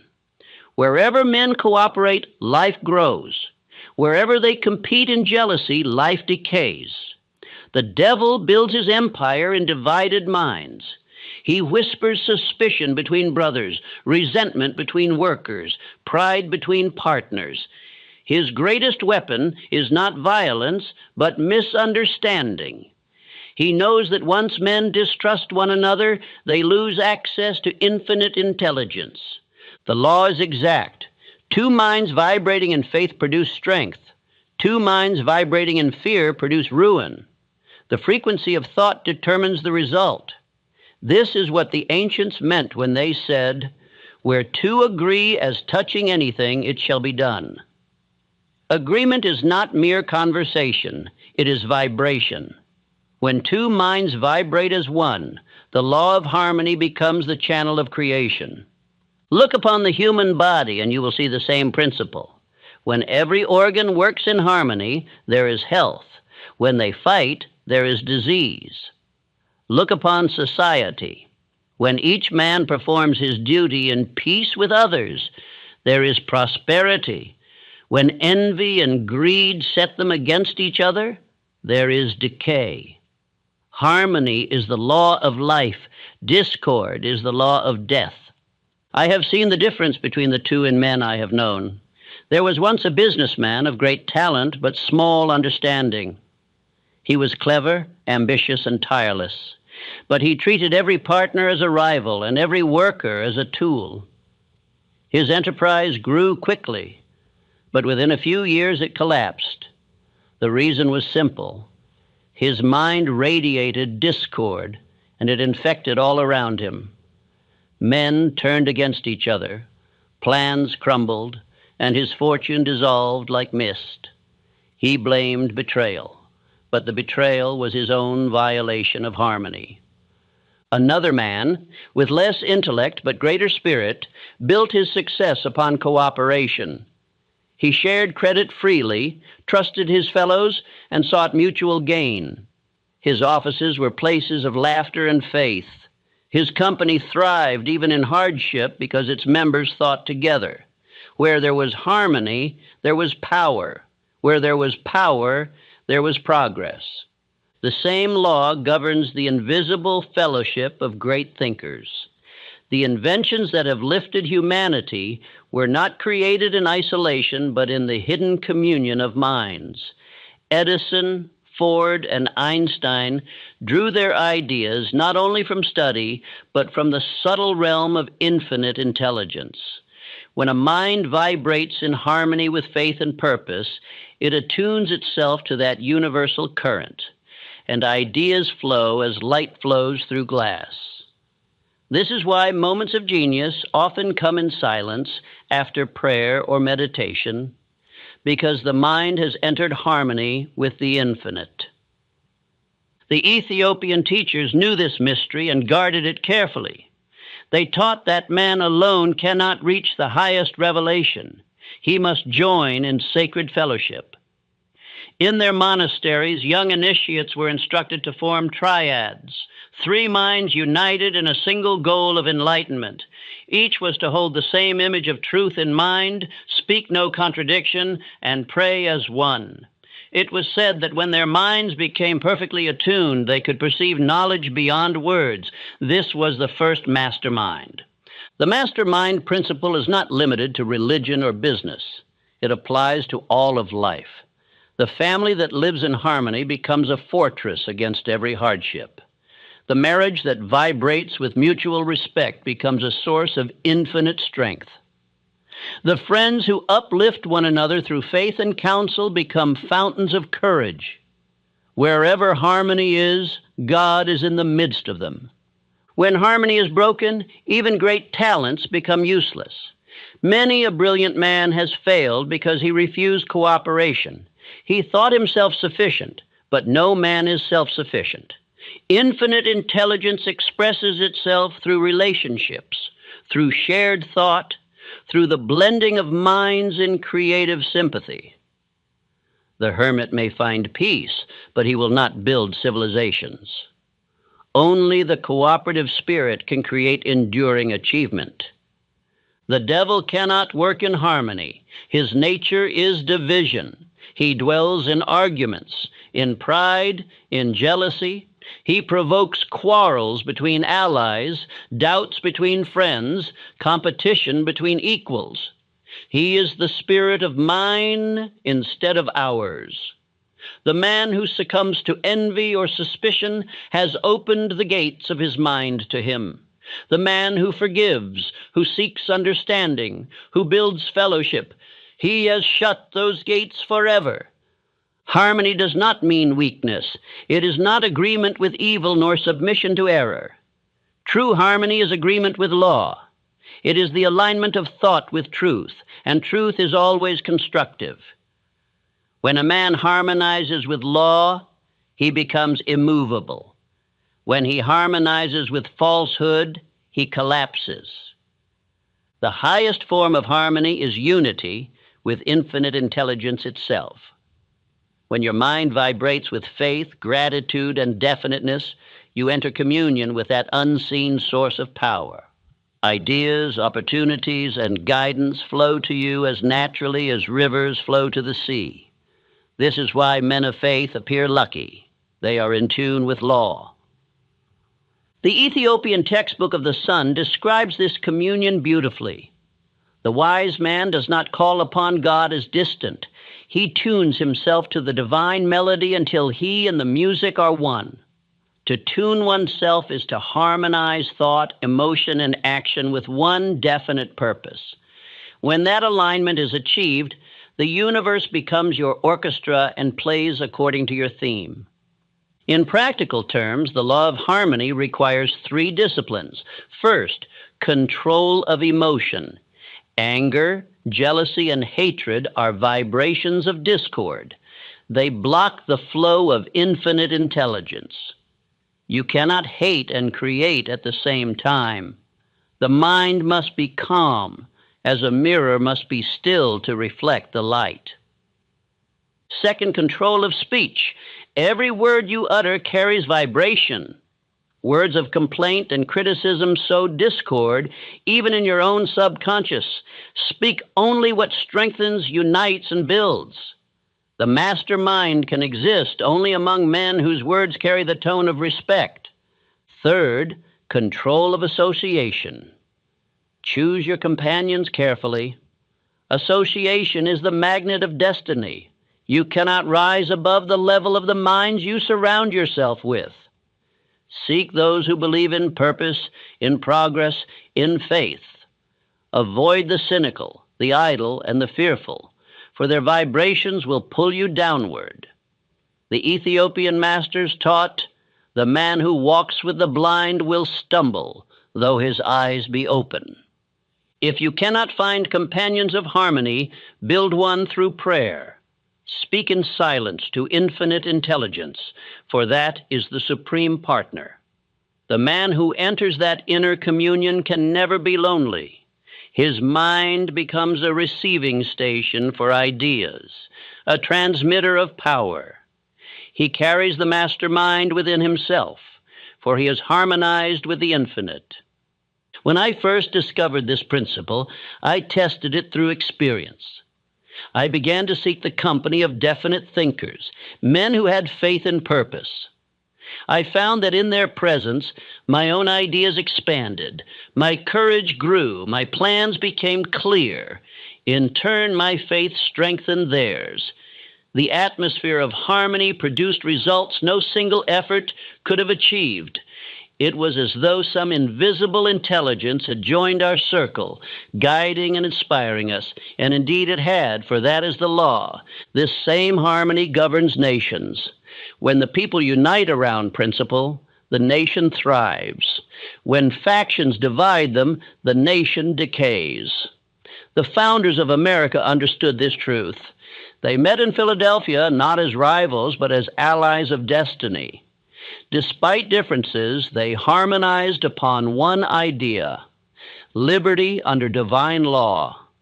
That harmony created a current of faith that swept across the world. The devil fought it with fear and division, but the law prevailed.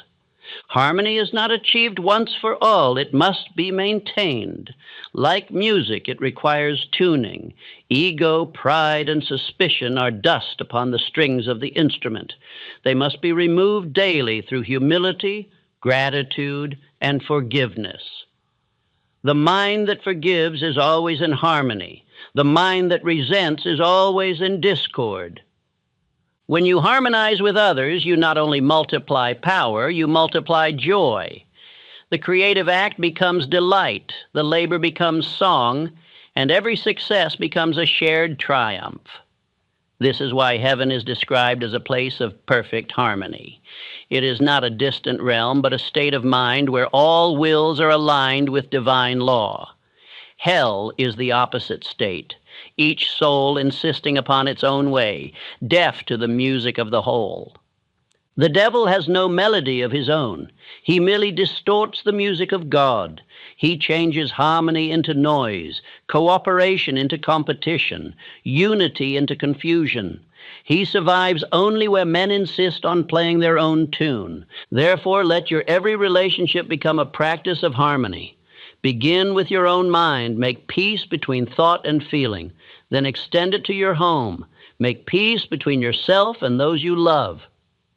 Then to your work. Make peace between yourself and your associates. Finally, make peace with life itself, trusting that all is governed by law and that law is good. To live in harmony does not mean to escape conflict, but to master it. The true musician does not avoid dissonance. He resolves it into beauty.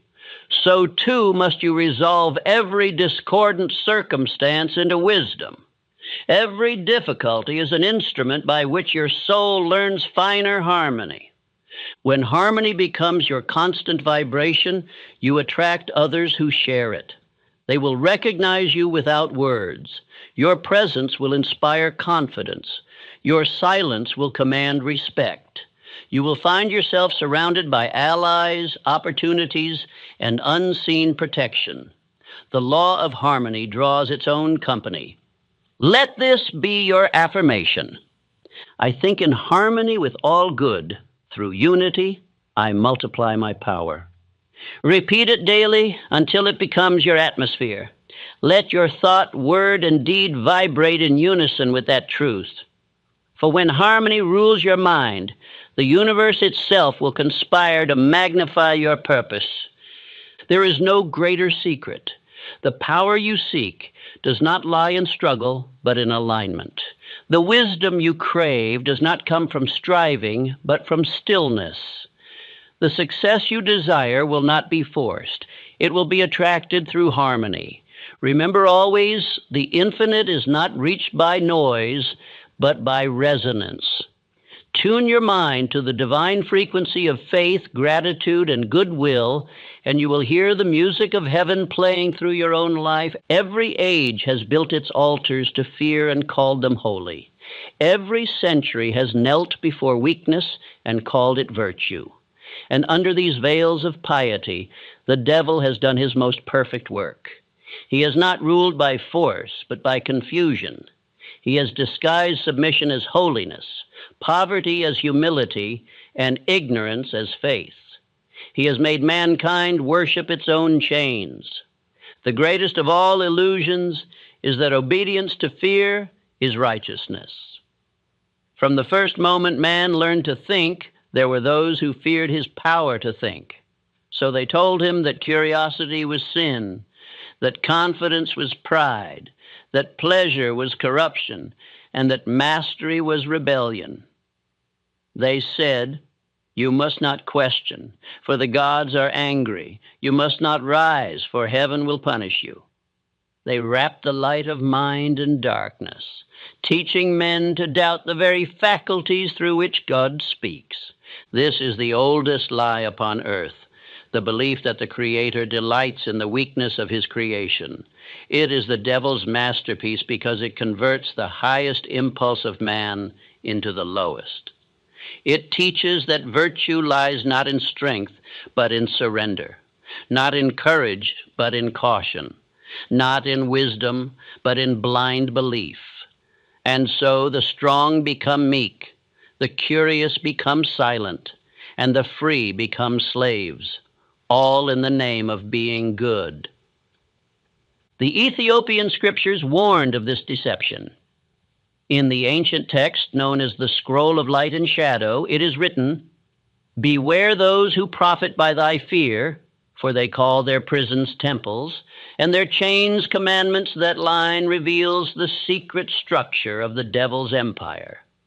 He rules not through violence, but through the corruption of words. He takes noble ideas, faith, humility, obedience, and twists them until they serve his design. True humility is reverence for truth. False humility is denial of self. True obedience is harmony with law. False obedience is submission to ignorance. True holiness is mastery of thought. False holiness is fear of thought. Through these perversions, the devil has made slaves of saints and victims of believers. The priests of fear have ever sought to convince mankind that poverty is the proof of virtue. They declared that riches corrupt, that desire is sin, and that ambition is a snare. They told men to renounce the world and await reward beyond the grave. But life is the gift of God, not a punishment. Desire, rightly directed, is divine. Ambition, purified by purpose, is the instrument of progress. There is no sin in wealth earned by service, and no holiness in want endured through idleness. The soil produces nothing for the man who refuses to plant. I have seen more goodness in one man who dares to create than in 1,000 who dare only to pray.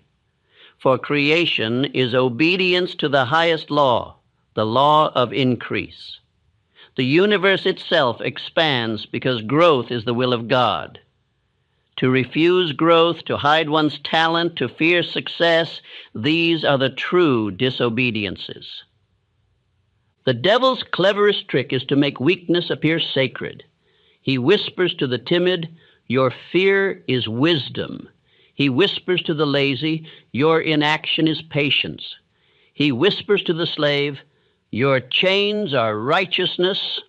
And when they bow to him, he smiles and calls them faithful. Religion was never meant to enslave the mind. The prophets of old were men of vision, not submission. Moses defied a king. Elijah confronted idols. Christ overthrew the merchants of fear and declared the kingdom within man. Yet their words were twisted by those who feared their power.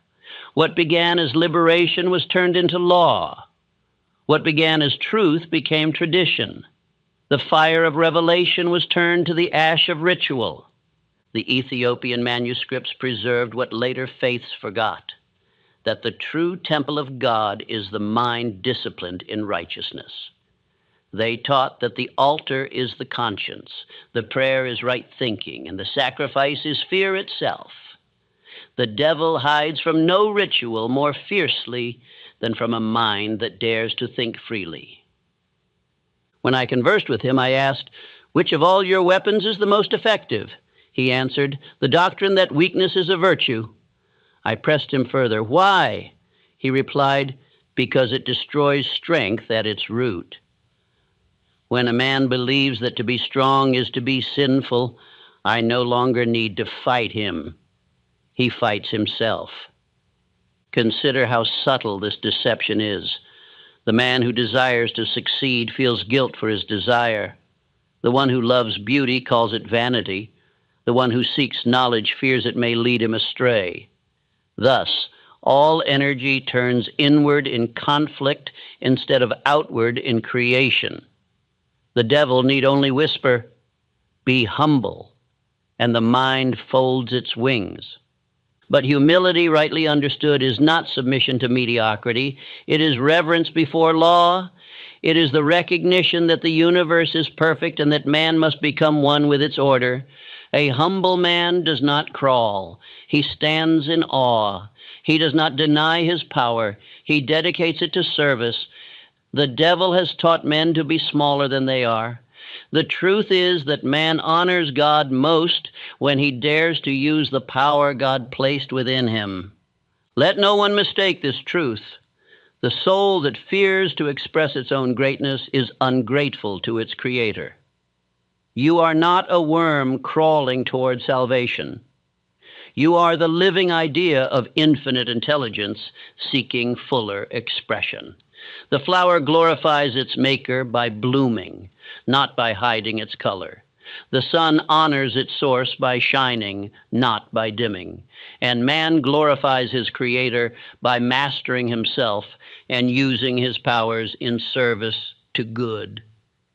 Yet see how the devil has turned even this into guilt. He has filled the world with teachers who preach submission, not mastery, who glorify ignorance as innocence and weakness as sanctity.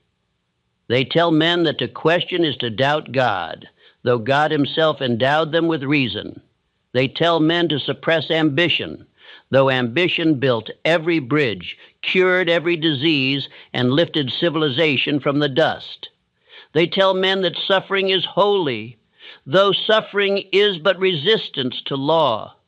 They have taken the light of truth and used it to blind the eyes of those who seek.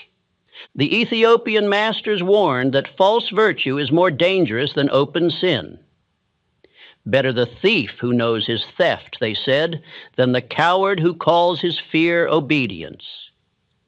For the thief may repent and grow wise, but the coward believes himself righteous, and so never awakens. False virtue stops the soul upon its path. To awaken from this illusion, one must redefine holiness. Holiness is not separation from life, but alignment with it. It is not escape from the world, but mastery in it. It is not denial of desire, but purification of desire through purpose. The truly holy man is not one who renounces wealth, but one who uses it for good. Not one who withdraws from men, but one who uplifts them. Not one who obeys blindly, but one who thinks clearly and acts justly. The devil's kingdom thrives wherever guilt replaces understanding. He has taught men to feel shame for their strength, to apologize for their talent, and to despise their success. He whispers that contentment is greed and that self-respect is pride. And in believing him, men disarm themselves. But hear me clearly. Guilt is the shadow cast by false virtue. When a man feels guilt for obeying the law of his nature, he is under the devil's spell. The only sin is ignorance of law, and the only virtue is obedience to it. The law says, think clearly, act decisively, serve faithfully, create fearlessly. That is holiness. True virtue does not bow to fear. It commands it. It does not beg for mercy. It acts in justice. It does not hide from power. It governs it. The strong man who uses his strength in service to good is holier than the weak man who prays for deliverance from the duties of strength. History has honored the wrong kind of saints. The world kneels to those who renounce life instead of those who perfect it. It crowns the martyrs who died rather than the builders who lived. It praises resignation and calls it faith. But resignation is not faith. It is surrender. Faith acts. Faith builds. Faith governs. When I examined the lives of men who truly changed the world, Lincoln, Edison, Ford, Carnegie, I found no trace of false virtue in them. They did not seek the approval of the timid. They did not ask permission from fear. They did not wait for heaven's reward. They built it. Their faith was active. Their humility was reverence before law, and their goodness was mastery applied to service. The Ethiopian text, the Gospel of the Flame, describes such men as priests of action.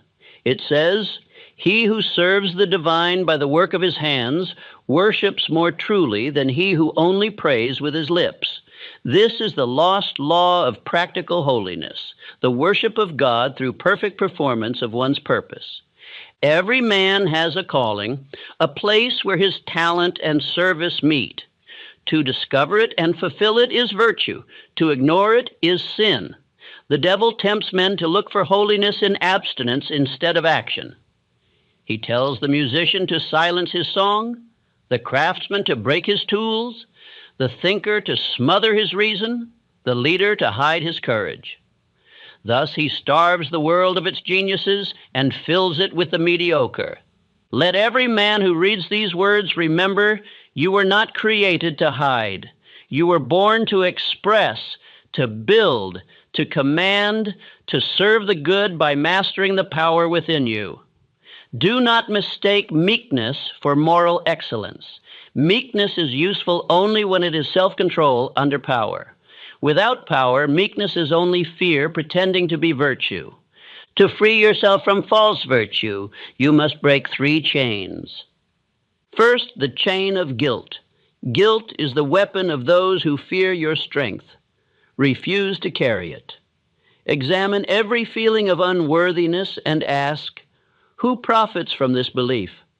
If it robs you of confidence, it serves the devil. Cast it aside. Second, the chain of dependence. False virtue teaches that others must decide what is right for you. The moment you surrender your conscience to another, you have abdicated your throne. Seek counsel, yes, but never servitude.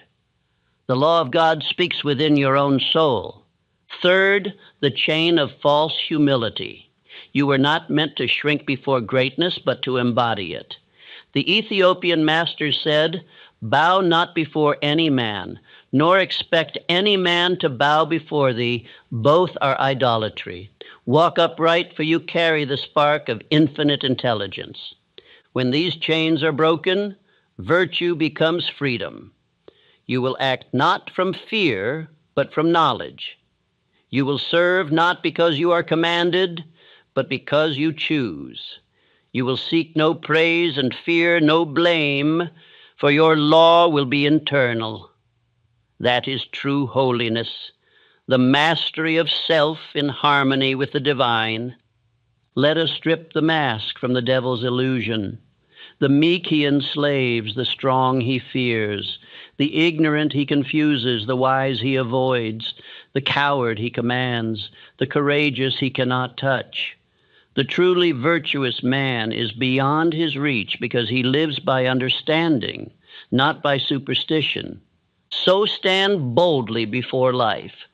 Think clearly, act nobly, and use your power with reverence. Let this affirmation seal the truth within you. I honor the divine by mastering myself, not by bowing to fear. Repeat it until it burns through every remnant of false virtue. For when mastery replaces submission and knowledge replaces fear, the devil's illusion dissolves. Then, and only then, does man become truly holy. Not a servant trembling before heaven, but a creator working with it. The saints of the future will not live in cloisters. They will build cities, cure disease, write books, teach children, and govern nations. They will not hide from life. They will perfect it. They will not renounce wealth, they will use it to serve. They will not suppress desire, they will purify it with purpose. These will be the holy men and women of the coming age, creators instead of victims, thinkers instead of followers, masters instead of martyrs. The time has come for mankind to tear down the altars built to fear and to build new ones to understanding. The age of false virtue is ending. The age of mastery has begun. There is a moment in the life of every man when he stands alone before his greatest enemy. It is not another person. It is not circumstance. It is not even death. It is fear, silent, invisible, and cunning. It lives not in the world, but in the mind. It wears 1,000 faces. The fear of failure, the fear of poverty, the fear of rejection, the fear of loss, the fear of the unknown. It whispers that you are small, that you are weak, that life is uncertain, and that you cannot trust yourself. Fear is the shadow cast by ignorance of law. It vanishes in the light of understanding as mist vanishes before the sun. Yet for ages men have built monuments to it, knelt before it, and called it prudence. They have organized their lives around its commands, never realizing that every act born of fear is an act of worship to the devil himself. For fear is his throne, and ignorance is his altar. When I conversed with that unseen enemy, I asked him directly, "What gives you power over men?"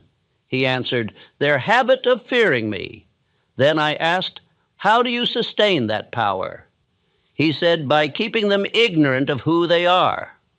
And there lies the root of all suffering. Man has forgotten that he is a creator. He thinks himself a victim of chance, a plaything of fate, a beggar before heaven. He fears what he has been given power to command. The Ethiopian scriptures reveal the same mystery. In the book of Light's Triumph it is written, "Perfect understanding casteth out fear, as light casteth out darkness.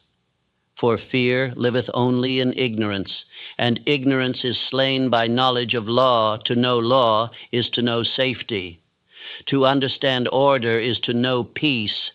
Fear cannot dwell where mind and faith are one." Let us expose fear for what it is, a disease of the imagination. It begins as a whisper, a small image of danger or loss, and grows by attention. The mind, believing it real, feeds it with emotion until it becomes a living presence. Yet it is made of nothing but thought. The man who refuses to think it dies instantly. The man who indulges it becomes its slave. Every form of fear has the same root, the belief that life can destroy you. But how can life destroy what is made of life? The same power that spins the stars beats your heart.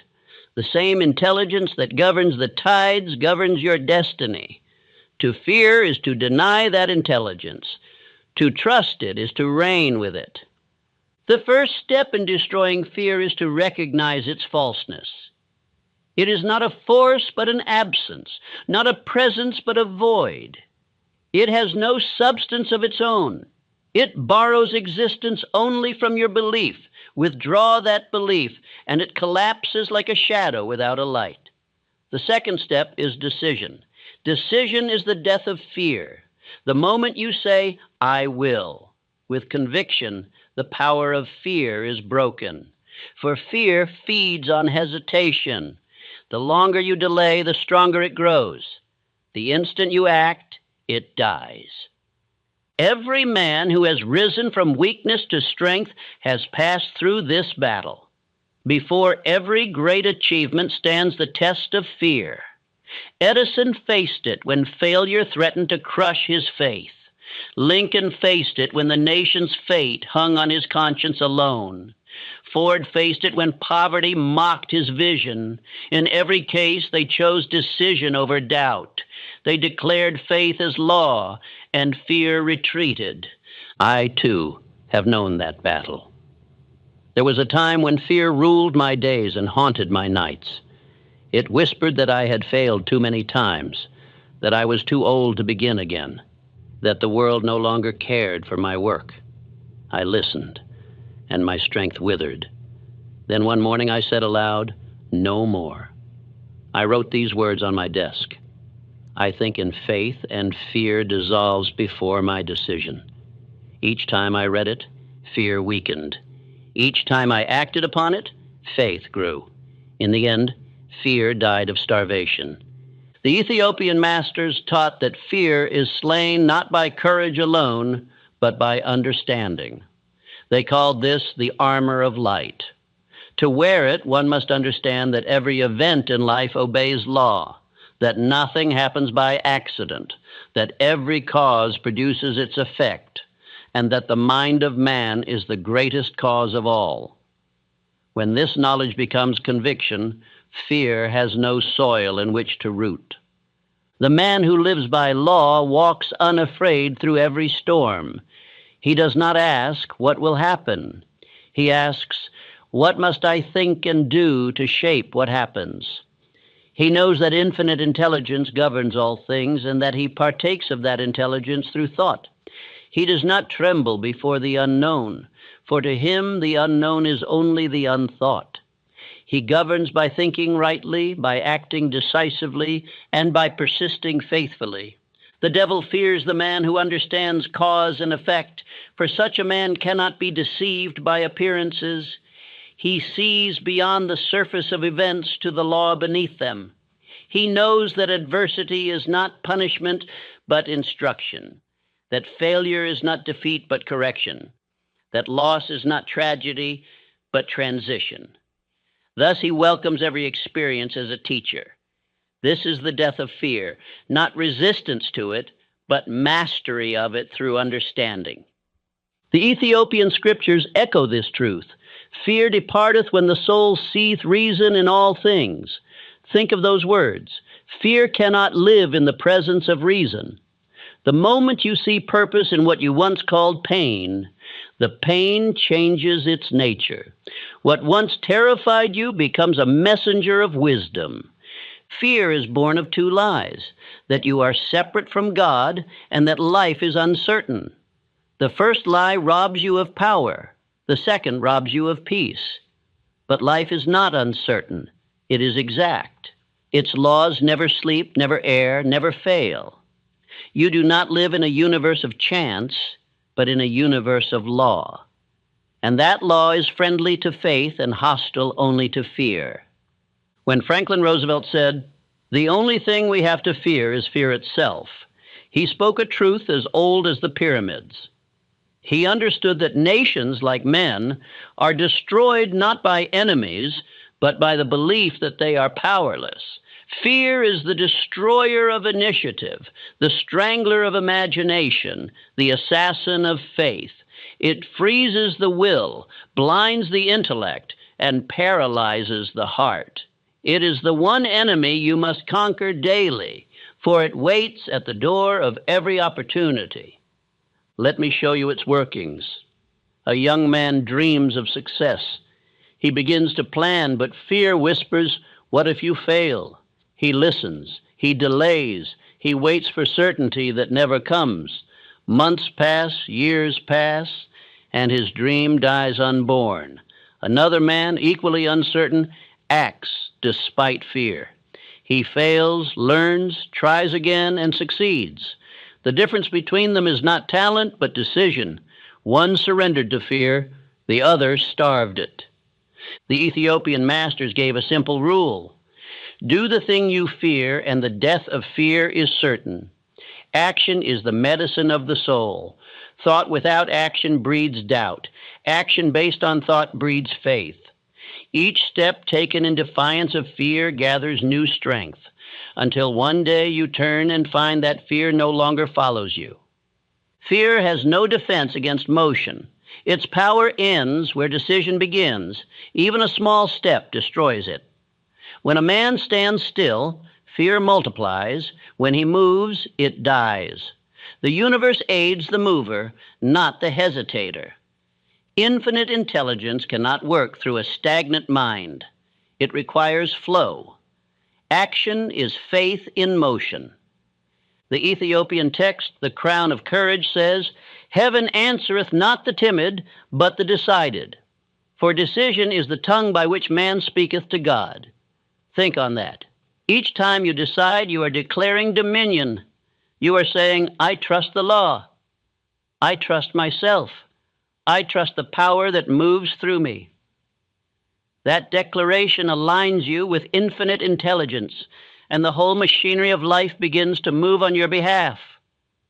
Dominion, then, is not arrogance. It is the natural state of an awakened mind. To rule your world does not mean to oppress others. It means to govern yourself.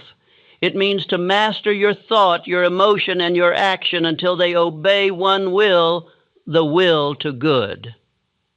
Dominion is not pride, but obedience to law. It is the fulfillment of Christ's words, "The kingdom of heaven is within you." The birth of dominion begins the moment fear dies, and fear dies the moment you decide to think.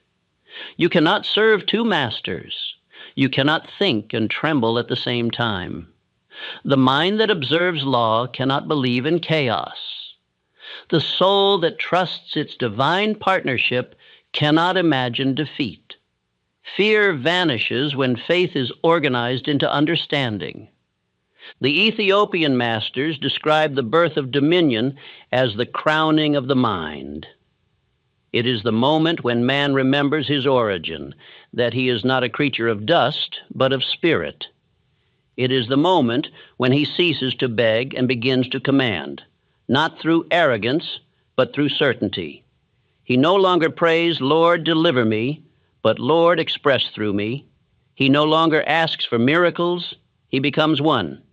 When fear dies, power awakens. The timid man, once ruled by circumstance, finds that circumstance now bends to him. The sick man grows well because his thought no longer pictures disease. The poor man rises because his mind no longer accepts limitation. The lonely man becomes magnetic because he no longer radiates lack. Life begins to obey him because his thought has become law. This is not fantasy, it is divine mathematics. Every thought of fear lowers vibration. Every thought of faith raises it. When vibration rises to harmony with infinite intelligence, all that is needed appears. This is why the fearless man attracts opportunity and why the fearful repel it. Faith expands consciousness. Fear contracts it. Faith builds bridges.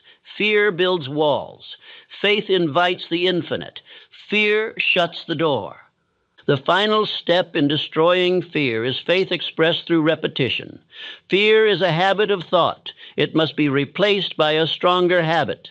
Every morning declare your dominion. Every night give thanks for it. Every time doubt appears, speak your law aloud. Fear has no dwelling in a decided mind. Speak it until your subconscious accepts it as fact. Speak it until your body feels it, until your eyes reflect it, until your presence radiates it. This is the practice of spiritual warfare. You do not fight fear with fists or argument. You dissolve it by asserting truth. The soldier of faith does not run from battle. He stands still and says, "The law of good governs me." The devil cannot withstand that command, for it comes from understanding, and understanding is light. There is no higher victory than this, the victory over fear. It is the birth of freedom, the resurrection of courage, the beginning of mastery. It is the moment when man awakens to his divine inheritance and claims the title long denied him, Lord of his own mind. From that moment forward, he is no longer a slave of circumstance. He does not beg for peace. He creates it. He does not seek protection. He radiates it. He does not wait for fortune. He organizes it. He walks through life as one who knows that infinite intelligence walks beside him, indeed within him. This is the true meaning of dominion. It is not conquest of others, but conquest of fear. It is not possession of things, but possession of self. The man who has mastered fear cannot be enslaved, cannot be bought, cannot be broken. He lives in harmony with law and in fellowship with the divine. He commands not through force, but through understanding. The Ethiopian sages ended their doctrine of fear with this declaration: He who hath conquered fear hath conquered the world, for the world is made of fear and faith, and he hath chosen faith. So choose faith now. Let fear die this hour. Stand upright and speak this affirmation until it lives in every cell of your being. Fear has no dwelling in a decided mind. I am governed by law, guided by intelligence, and sustained by faith. I command my thought, and life obeys. Repeat it when you rise, when you work, when you face doubt, when you lie down to rest. For repetition is the forge of belief, and belief is the death of fear. When you do this long enough, something miraculous occurs. The old tremors fade, the heart beats steady, the mind grows calm, the air itself seems lighter. You realize that fear was never real. It was a habit of blindness. And now, seeing clearly, you walk not as a creature of chance, but as a creator of purpose. This is the birth of dominion. It is the first sunrise of the soul. The long night of fear is over. The dawn of mastery has begun. There comes a time in the evolution of every mind when it sees the truth so clearly that it can never again return to ignorance. That moment is the dawn of dominion, when man discovers that he is not a servant pleading with heaven, but a channel through which heaven works. When that truth strikes the soul, life itself is reborn. Fear dies, doubt vanishes, weakness transforms into power, and the long illusion of separation ends. From the beginning, the great teachers spoke of this final revelation, but their words were twisted by fear and translated by ignorance. They said that the Spirit of God dwells within man, that the kingdom of heaven is within, that man is made in the image and likeness of the Creator.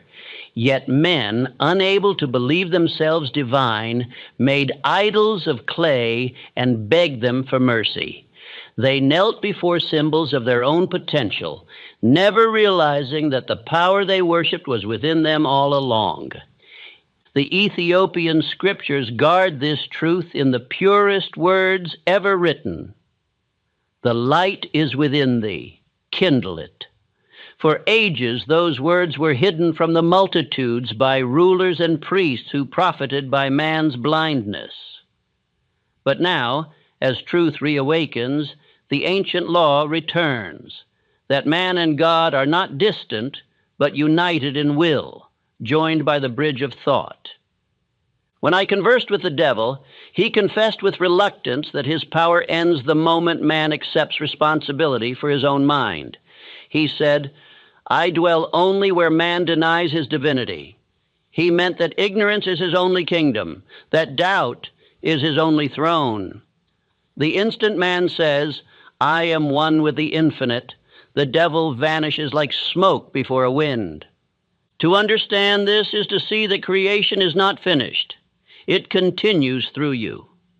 God did not complete his work and withdraw. He planted the creative faculty within the mind of man and said, continue.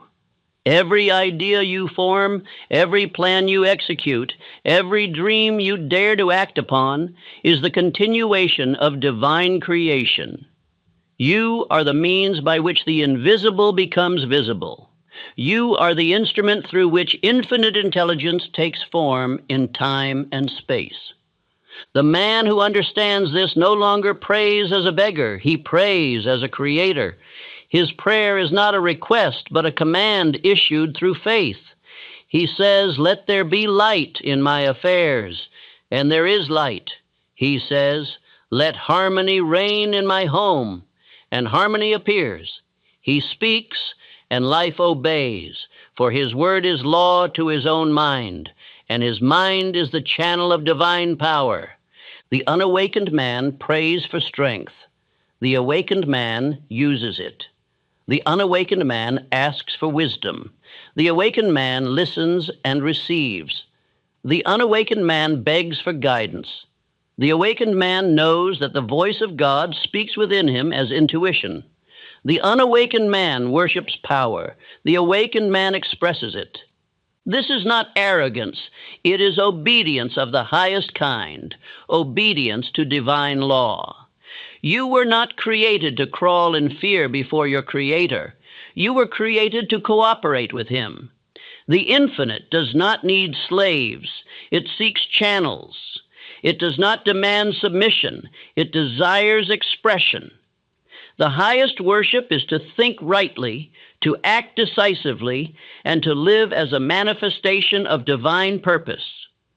The Ethiopian masters taught this through a simple symbol, the flame within the heart. They said that each man is given a spark of the eternal fire, and his task is to keep it burning. To neglect it is sin. To deny it is death, but to feed it with faith and discipline is holiness. When the flame grows strong, it illumines all thought, burns away fear, and reveals the truth. That man and God are one in essence and in purpose. You may doubt this unity because you have been trained to doubt. You have been taught from childhood that you are separate, that heaven is above, earth below, and you somewhere between. You have been told that God is distant, that His ways are mysterious, that His will must be begged for. But consider the evidence of your own being.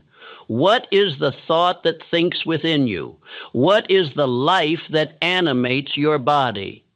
What is the intelligence that heals your wounds, that beats your heart, that renews your strength while you sleep? That is not your personal creation. It is divine energy flowing through you. It is the same life that moves the planets, the same intelligence that designs the flowers, the same will that breathed the stars into being. You are not apart from this power. You are its expression. You are to infinite intelligence what a wave is to the ocean, individual in form, but one in substance. The wave may rise and fall, but the ocean remains. The man may live and die, but life itself never ceases. Death is but the retreat of form. Consciousness is eternal. The fear of death, therefore, is the final illusion to be conquered, for it is the shadow of ignorance. Once you realize that life cannot be destroyed, only transformed, you will laugh at the thought of death as a child laughs at an old tale of monsters. The Ethiopian texts say, "The wise man dieth not, he withdraweth." He withdraws his attention from one plane and directs it to another. That is all death is, a change of focus. You have shifted your attention countless times while living, moving from one thought to another, from one state of feeling to another. Death is the same movement upon a larger scale. The soul merely withdraws attention from the physical and continues its progress elsewhere. What then is there to fear? The realization that you are an eternal expression of divine will gives birth to perfect peace. You no longer live by struggle, but by law. You no longer see life as battle, but as unfoldment. You no longer chase purpose, you become it. You cease to ask, "What should I do?" and begin to declare, "I will express the highest that is within me." This realization also brings moral strength, for when man sees himself as a channel of the divine, he cannot dishonor himself with falsehood or vice. He knows that to degrade himself is to insult the infinite. The hand that carries creative power must be kept clean. The tongue that speaks for truth must be free from deceit. The man who knows his divine partnership walks with reverence, but not fear. He acts with confidence, but not pride. He gives without measure, for he knows the source of all abundance cannot fail. This is the secret of the saints and the sages, They understood that man's highest duty is to express the nature of God through the discipline of thought, speech, and deed. When Christ said, "I and my Father are one," he was not speaking of himself alone, but of every awakened soul. His words were the blueprint of mastery, not the claim of divinity denied to others. But men, blinded by fear, worshiped the example and forgot the lesson. They built temples to the messenger and ignored the message that the kingdom of heaven is within you, waiting to be claimed. The devil's last illusion is to make you believe that this truth is blasphemy. He will whisper, "It is pride to think yourself divine." Yet what greater pride could there be than to deny your source?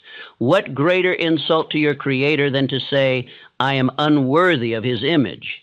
Humility is not denial of divinity. It is the recognition that your divinity comes from God. The man who truly understands this no longer battles with life. He works with it. He becomes a master not through willpower alone, but through harmony with universal will. He is like the sailor who learns to ride the wind instead of fighting it.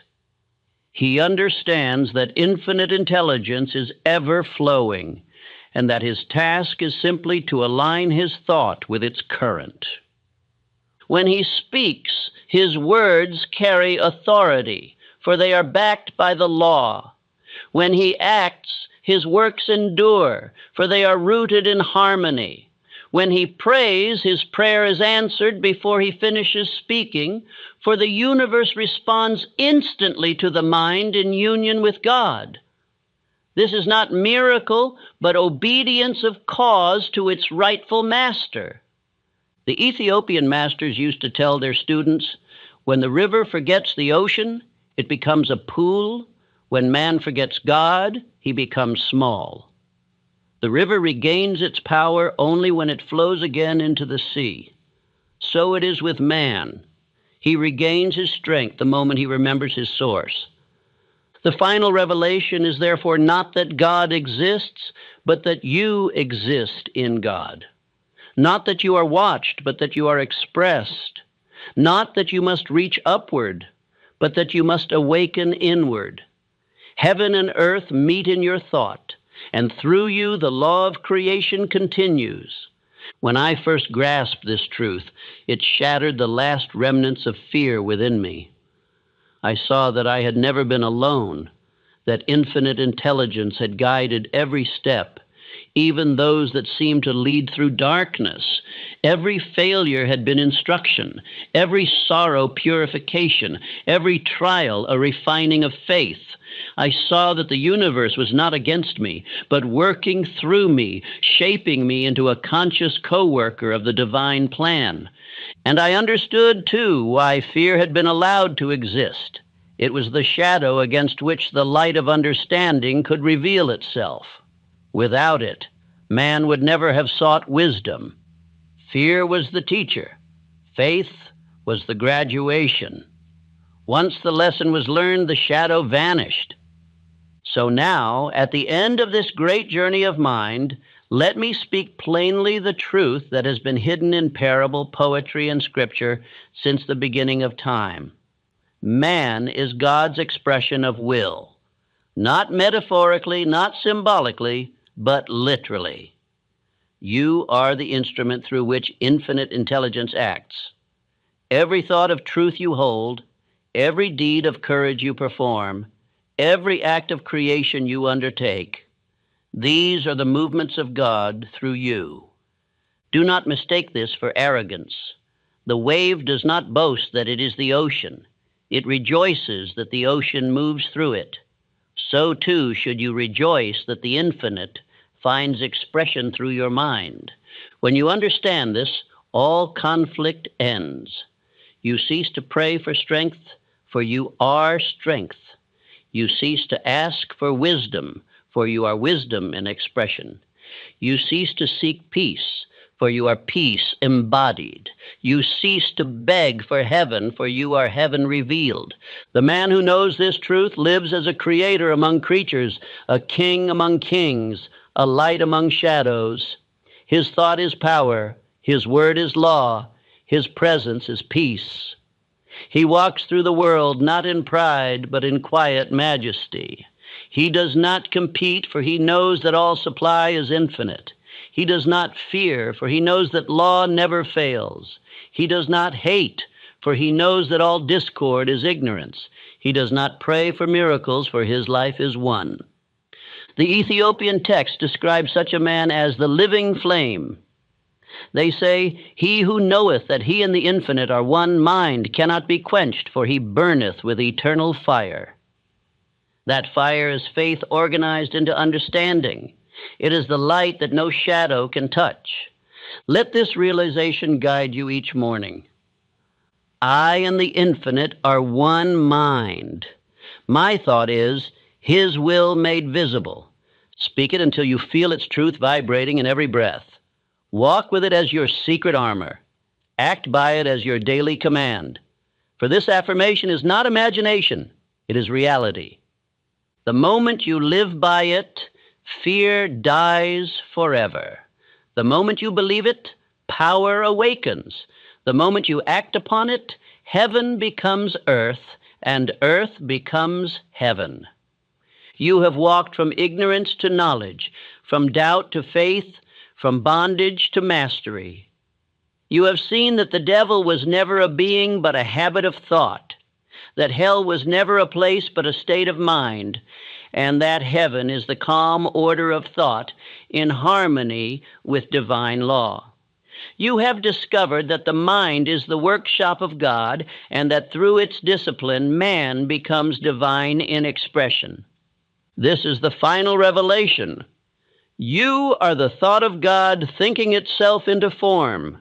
You are not here to suffer, but to create, not to beg, but to command, not to be saved, but to express salvation through understanding. The law that governs the stars governs you. The mind that dreamed the universe dreams through you. The will that said, "Let there be light," speaks through your every decision. Now go forth and think as one who knows this. Walk as one who remembers it. Act as one who cannot forget it.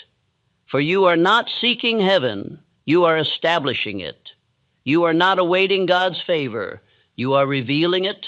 You are not separate from divine will, you are its living evidence. When mankind learns this truth collectively, the age of fear will end. There will be no more wars of creed or competition for wealth, for all will know that to injure another is to injure oneself, that to create for another is to create for all, and that love is the natural language of divine unity. The mastermind of humanity will awaken, and the kingdom long spoken of will appear, not in clouds, but in consciousness. This is the destiny toward which every soul moves, from darkness to light, from division to unity, from fear to faith, from man to God. It is not a dream, but a certainty. It is the purpose for which all existence unfolds. So let the final affirmation be written not only on your lips, but upon your life. I and the infinite are one mind. My thought is His will made visible. Say it as you rise. Say it as you labor. Say it when the world trembles, and it will stand still before your calm. For this is the crown of all truth, the end of all fear, and the beginning of all power. And now you know, the kingdom of heaven was never to be found. It was to be remembered.